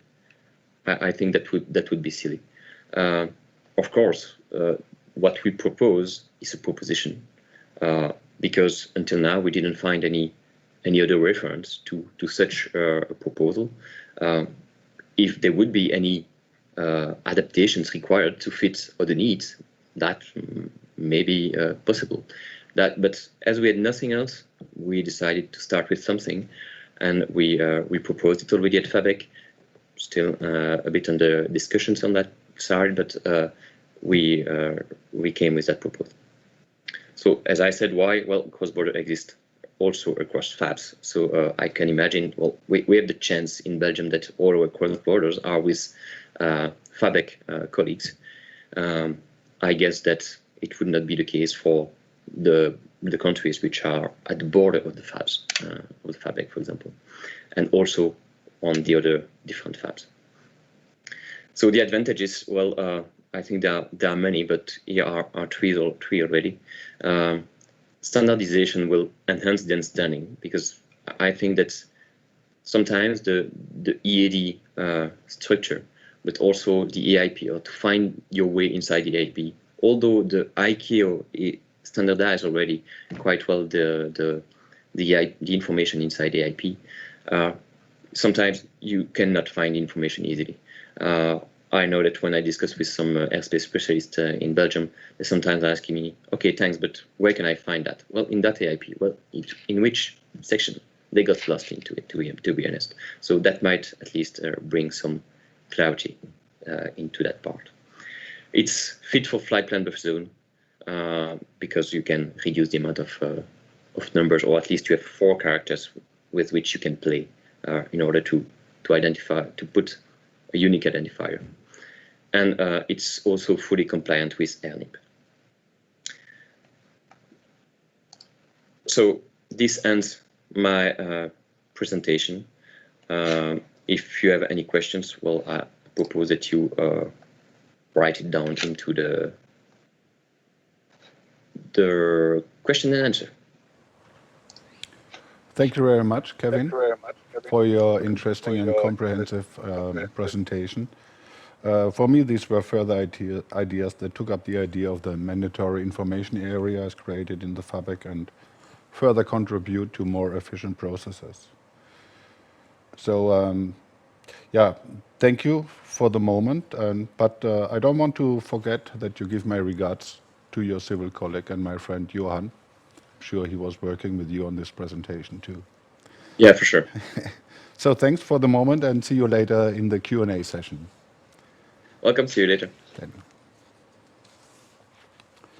Now we come to an example and best practices in the implementation of free route airspaces in the Danube FAB, ensuring safety and transparency of the new freedom.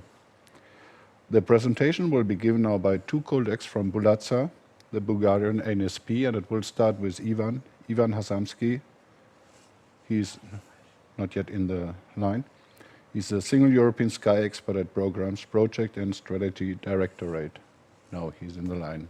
Hello, Ivan. Greetings to Bulgaria. Nice. Let me just introduce you shortly. Ivan joined Bulatsa in 1995 after graduated from Bulgarian Air Force Academy. He holds a master's degree in radio electronics. In 1995, he got his first license as flight data assistant. And throughout the years, he became tower controller, radar controller at ACC Sofia. On the job training, instructor and local competency assessor. Since 2014, he joined Programs, Project and Strategy Directorate in Bulatsa, a single European sky expert.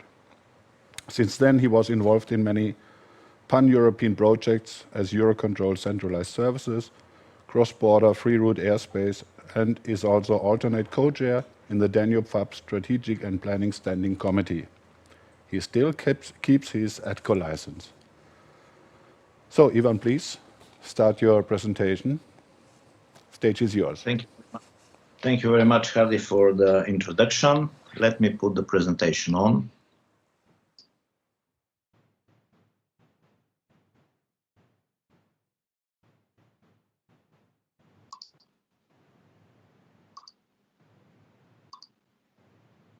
So, hello everybody. Our presentation comprises 2 parts. The first one is about 2 projects within Danube FAB. The second one is about the vision, the Danube FAB vision about the future of AIM. So I'd like to present 2 projects which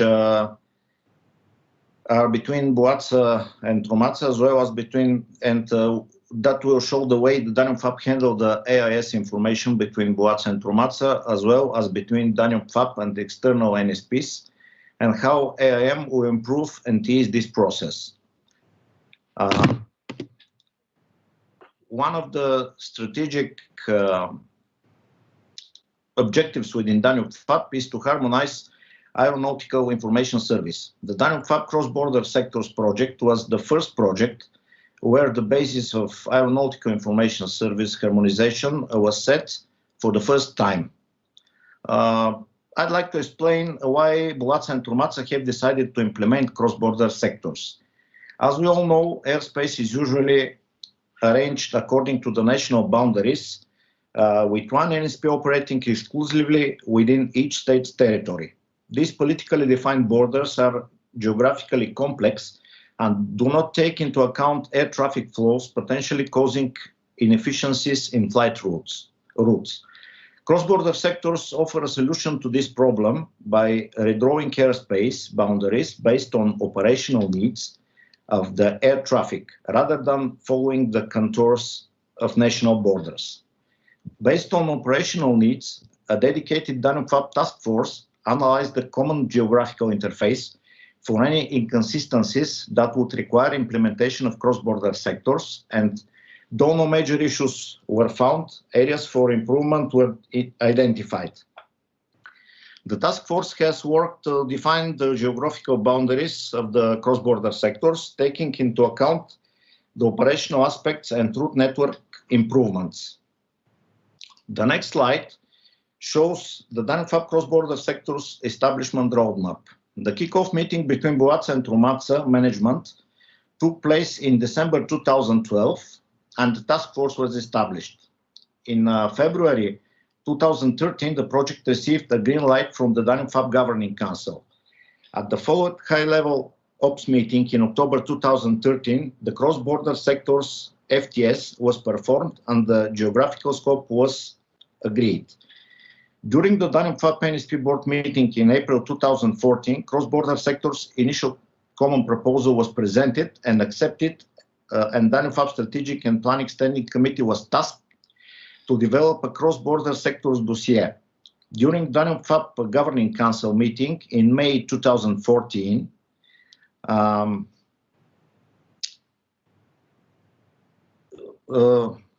cross-border sectors initial common proposal was presented and accepted, as I said, and the FAB Governing Council meeting in May 2014, state-level aspects of cross-border sectors were adopted.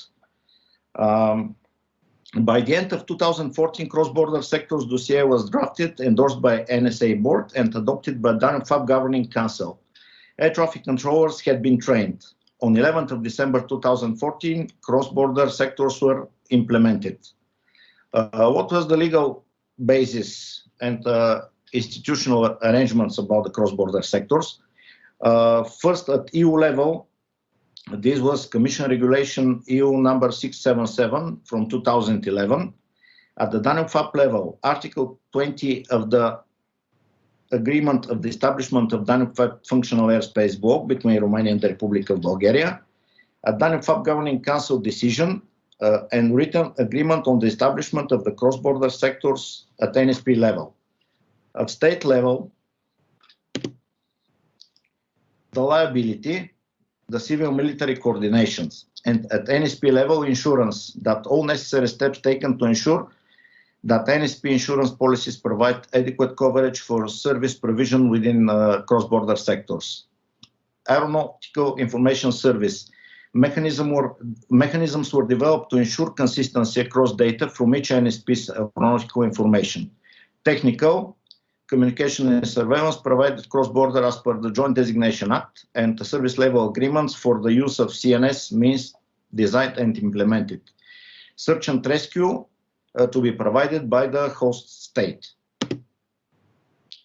In accordance with the procedure for the cross-border sectors establishment, the cross-border dossier comprises of series of standalone documents which are shown here. One of them is Appendix 2.4. This is Service Level Agreement for Aeronautical Information Services. According to this Service Level Agreement, on coordination procedures for aeronautical information services, Appendix 2.4, for ensuring the consistency between duplicated aeronautical data or aeronautical information in the AIPs of the Republic of Bulgaria and Romania, the AIS providers shall coordinate in order to that agreed and consistent values are published in the affected publications. Draft AIP amendment pages shall be exchanged before the date of publication. The EU control guidelines for harmonized AIP publications and the principles of ERNIP were taken into account and have been applied at local level for each NSP. These are the two cross-border sectors established as they were published in aeronautical information publications of Romania and Republic of Bulgaria.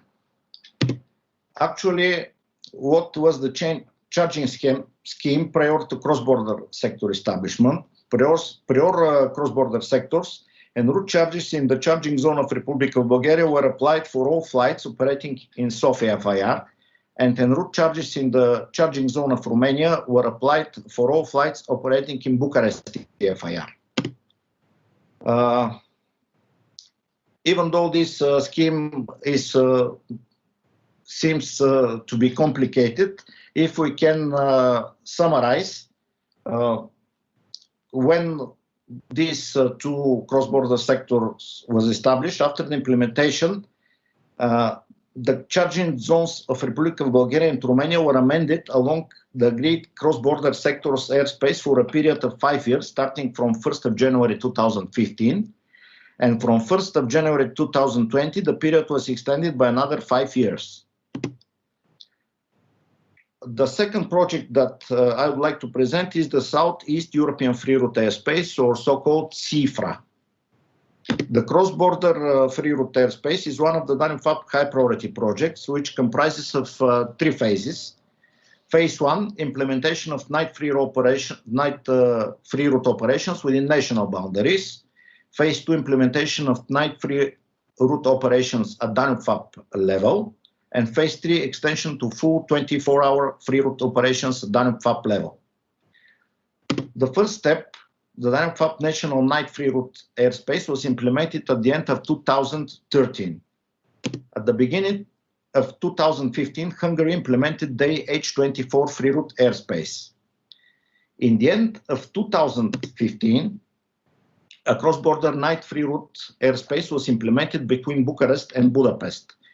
Having in mind changed political situation, for example, Ukrainian crisis and Syria war, which affected the traffic flows, as well as the agreement to cooperation signed between Danube-FAB and FAB-CE, it was decided the project of free route airspace implementation to be extended to 3 countries, Bulgaria, Romania, and Hungary.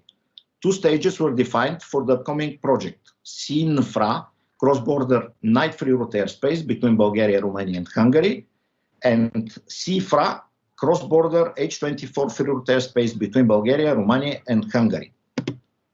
CINFRA was implemented in the beginning of 2017.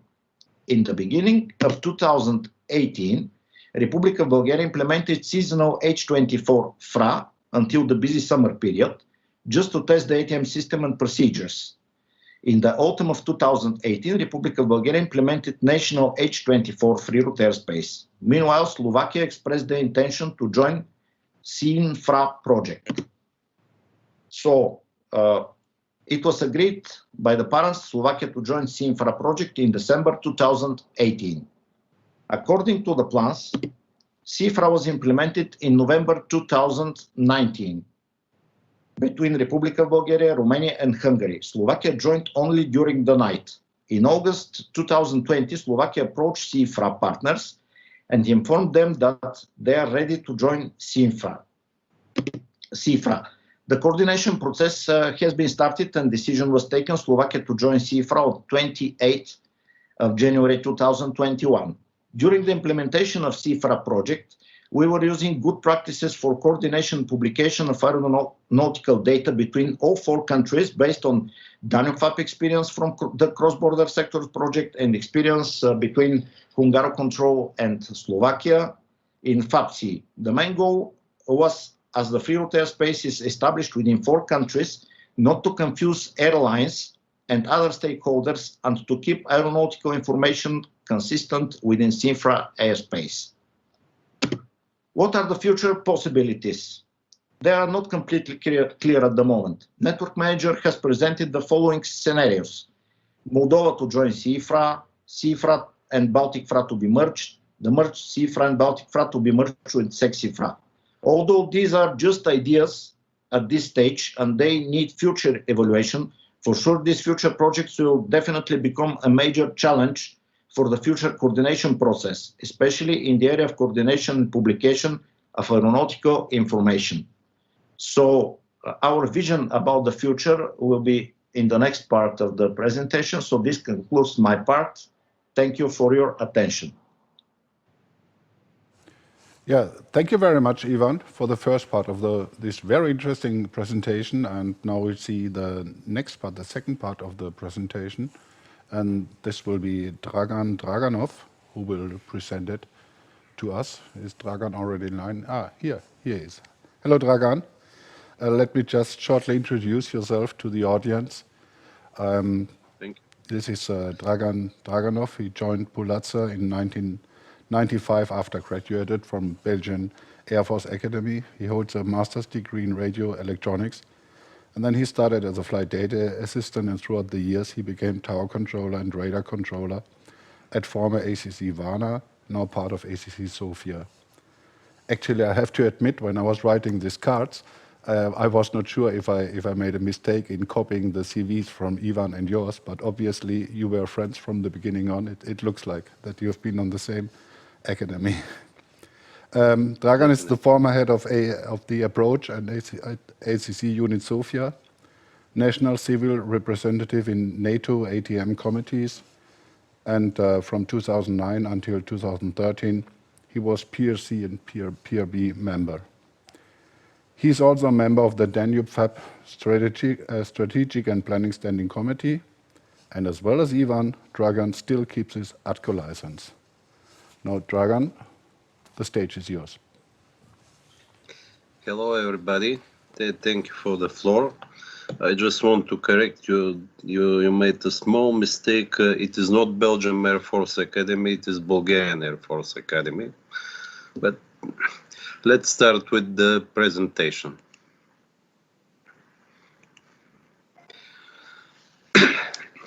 So I hope you can see it now. I'm going to present some operational opportunities of implementing a concept of aeronautical information management. So first, what are the challenges in front of ATM, in front of our business?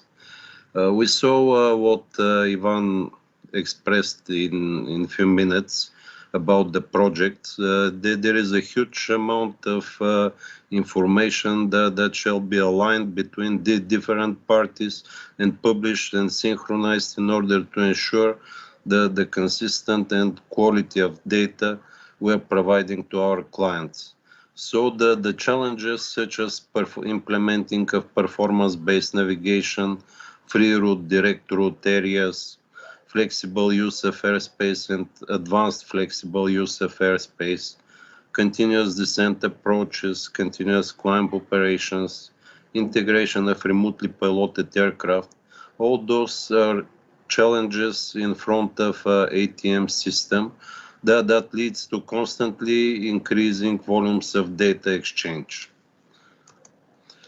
So this is the practical perspective of our project for implementing free route airspace between Bulgaria and Romania. You can imagine what amount of data was exchanged when we engaged more states into that project. So we have so-called common information zone along the boundary between the both states. We provided each other with information which shall be aligned and consistent for the use of ATC units of both sides. So these are the practices, how to exchange operational data between the different units. This is extractions from letter of agreement. This is Annex D, coordination between ATC units, and you see what we have written as a procedure for exchange of information regarding aeronautical information concerning common information zones. Well, what is the most important that at this moment, this is still verbal coordination. Actually, we have automated system, but unfortunately, those automated system on both sides of the boundary does not speak to each other. They don't exchange any information between them, and we shall exchange this information verbally and coordinate with each other, and after that each one is putting the information into their own automated system. And what are the opportunities for improvement? So the only reasonable way forward is automation. We need to establish system-to-system interfaces for exchange of routine data.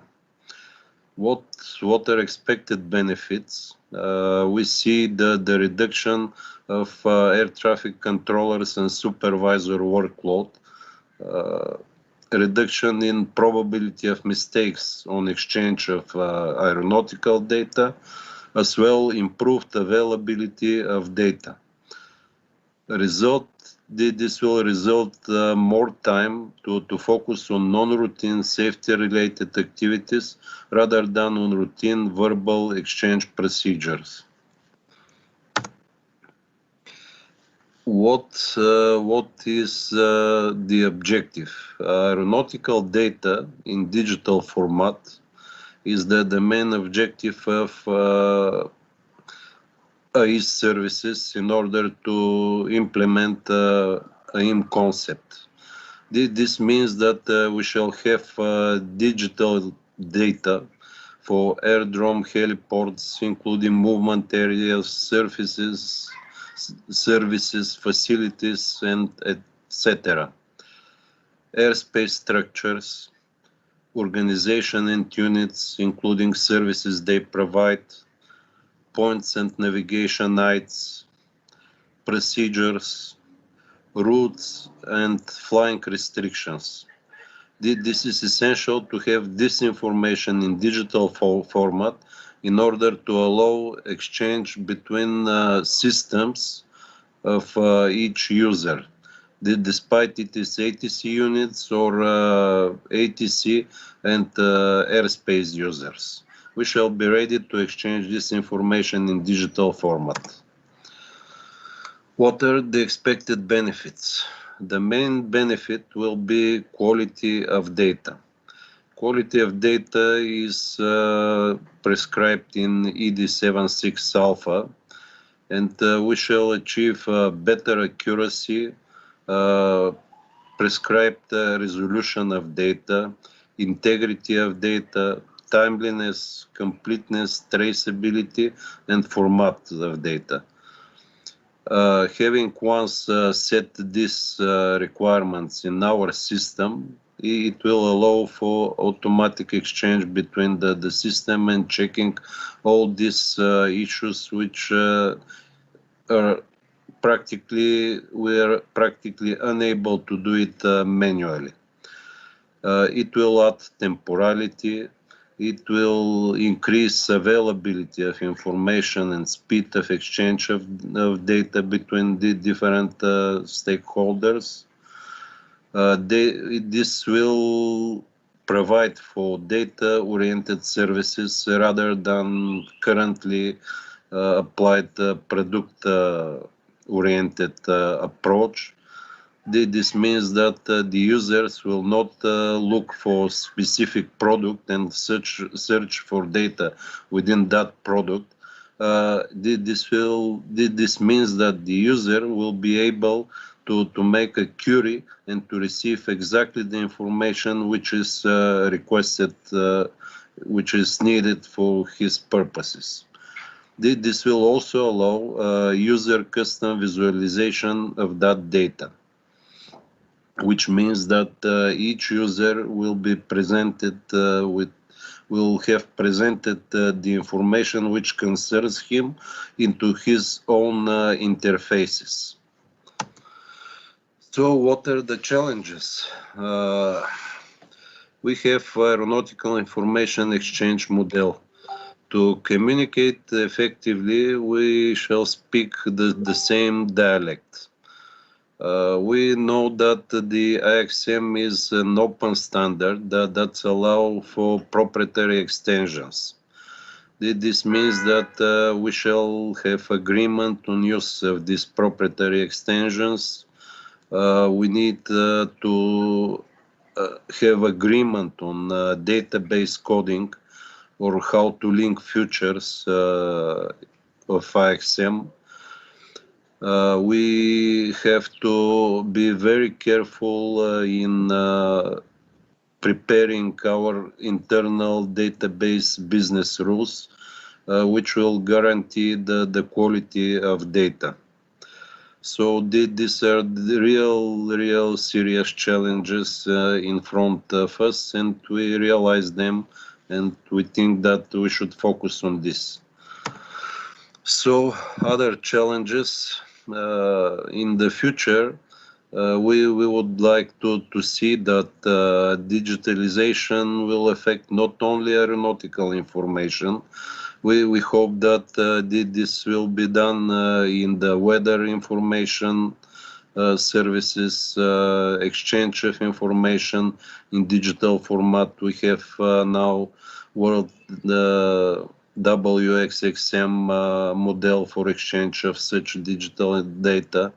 We have also flight information exchange model in response to FFIC concept of ICAO, which will allow the users to exchange the flight information and most probably to replace existing old specification with opportunity to exchange of flight data in the same language between all ATM stakeholders, including the airspace users.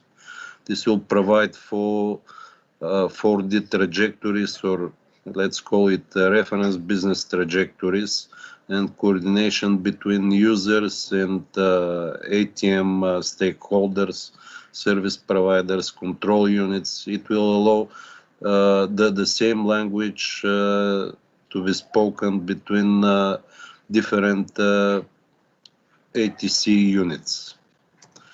So thank you very much. I finished my presentation. Thank you very much, Dragan. And first of all, I have to excuse myself for sure that I mixed up Belgian Air Force with Bulgarian Air Force, but I'm well aware that you're from Bulgaria. So again, thanks to Ivan and Dragan for the presentation. For me, it was very impressive. It's good to see how collaboration efforts leads to a harmonized cross-border AIM dataset that has since enabled the introduction of free route airspace and lowered ATCO and supervisors' workload. Great thing. So thanks again, and now we're gonna proceed with the Q&A session. Yeah, all speakers are already there. And I got a first one for Kevin. Question, why? Why not use directly all the elements in the configuration level, as long as you use an automated system like Lara and don't dictate via phone? Listing all required elements is just as easy as using a configuration name. That's a question too, Kevin.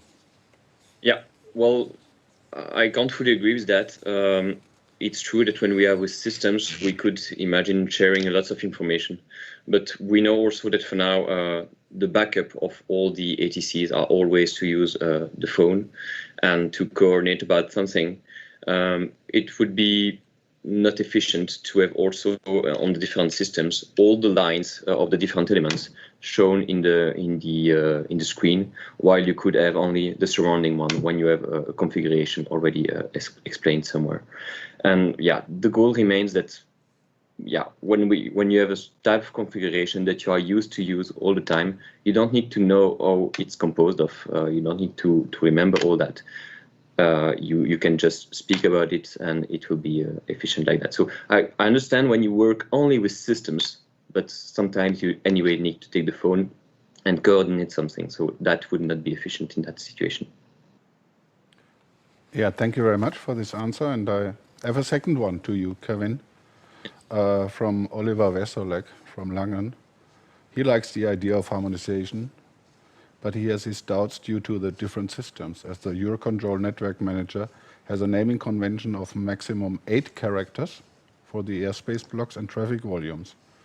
They also have a naming conventions for configurations where normally military airspaces are not part of. Changing the system parameters will have a lead time of years, and that's just an example. So it's about harmonizations of these namings. Yeah, well, I cannot speak about all the different owner of different systems. I just can react to this example with one thing, is that the participants to the meetings, the task force of harmonization inside Belgium, were Skies and Defense and Belgian Defense for the Belgian stakeholders, but also Maastricht was present there because they give the control as from a certain flight level in Belgium, and NM was also represented.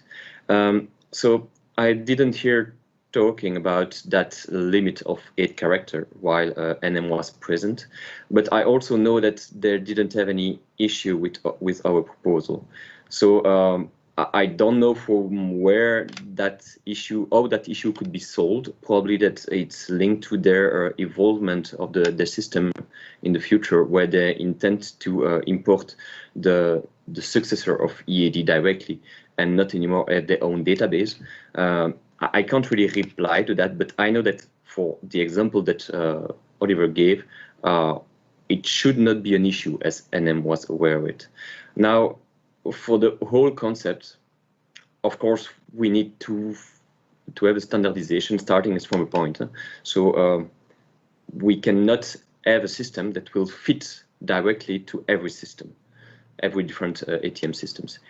Here, the NM was not shown as a showstopper, so maybe there is something to be reevaluated there, I don't know. And of course, probably that some other systems might have an issue with the proposal that we have. That's why I said, yeah, that it would also be great to have feedback, because maybe a small adaptation of the project could make it fit to almost every systems. Yeah, thank you very much. I think it's not rocket science to solve this problem, but yeah, the first during the harmonization process, you have to talk to each other. Maybe it's just as simple as like this. So I have another question to Ivan and Dragan. How do you arrange the coordination of publications between all 4 CFRA, the Southeast Europe FRA partners, in practice?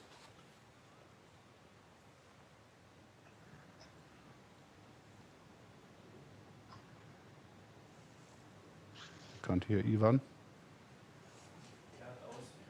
Your mic was off. Yeah. Now we can hear you, Ivan. So I will talk about that. So the process is pretty straightforward.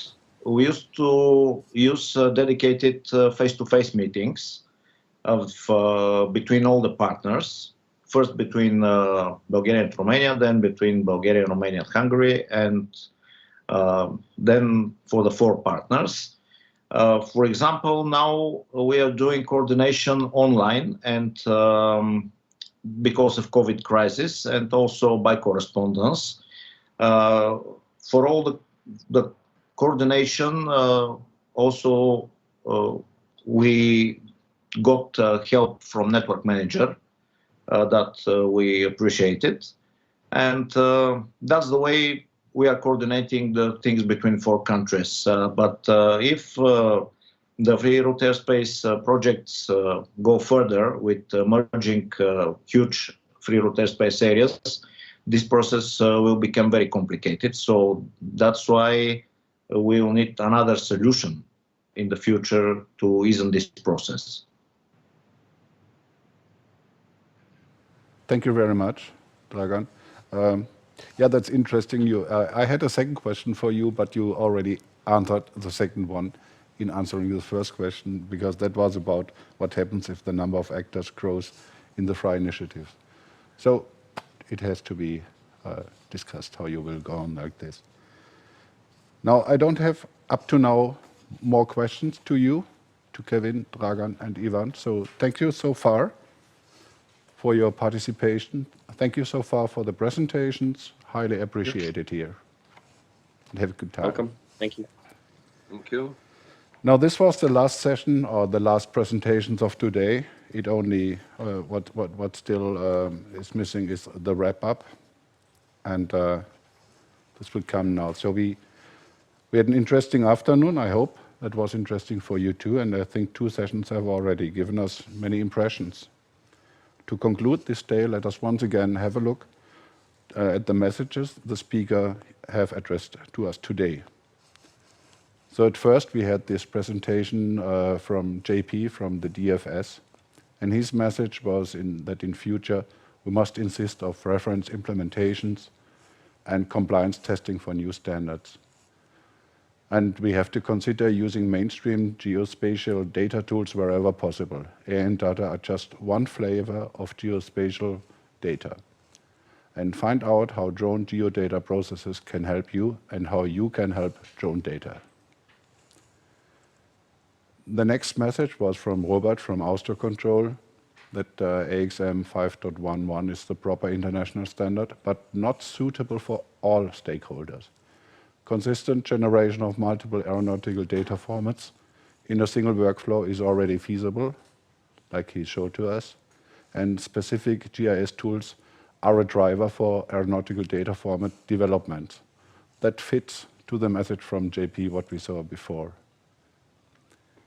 Then we had the presentation from Thomas from EASA that member states define their UAS geographical zones. For sure it will not be EASA. And the common unique digital format is defined in EUROCAE ED 269 Chapter 8. The geographical zone data are published centralized or decentralized. That was the part, the discussion, if it will be one CIS provider or several ones. That's up to the state to decide on it. And data quality requirements depend on the nature and location of the zone. And last but not least, Kevin from ComOps Air.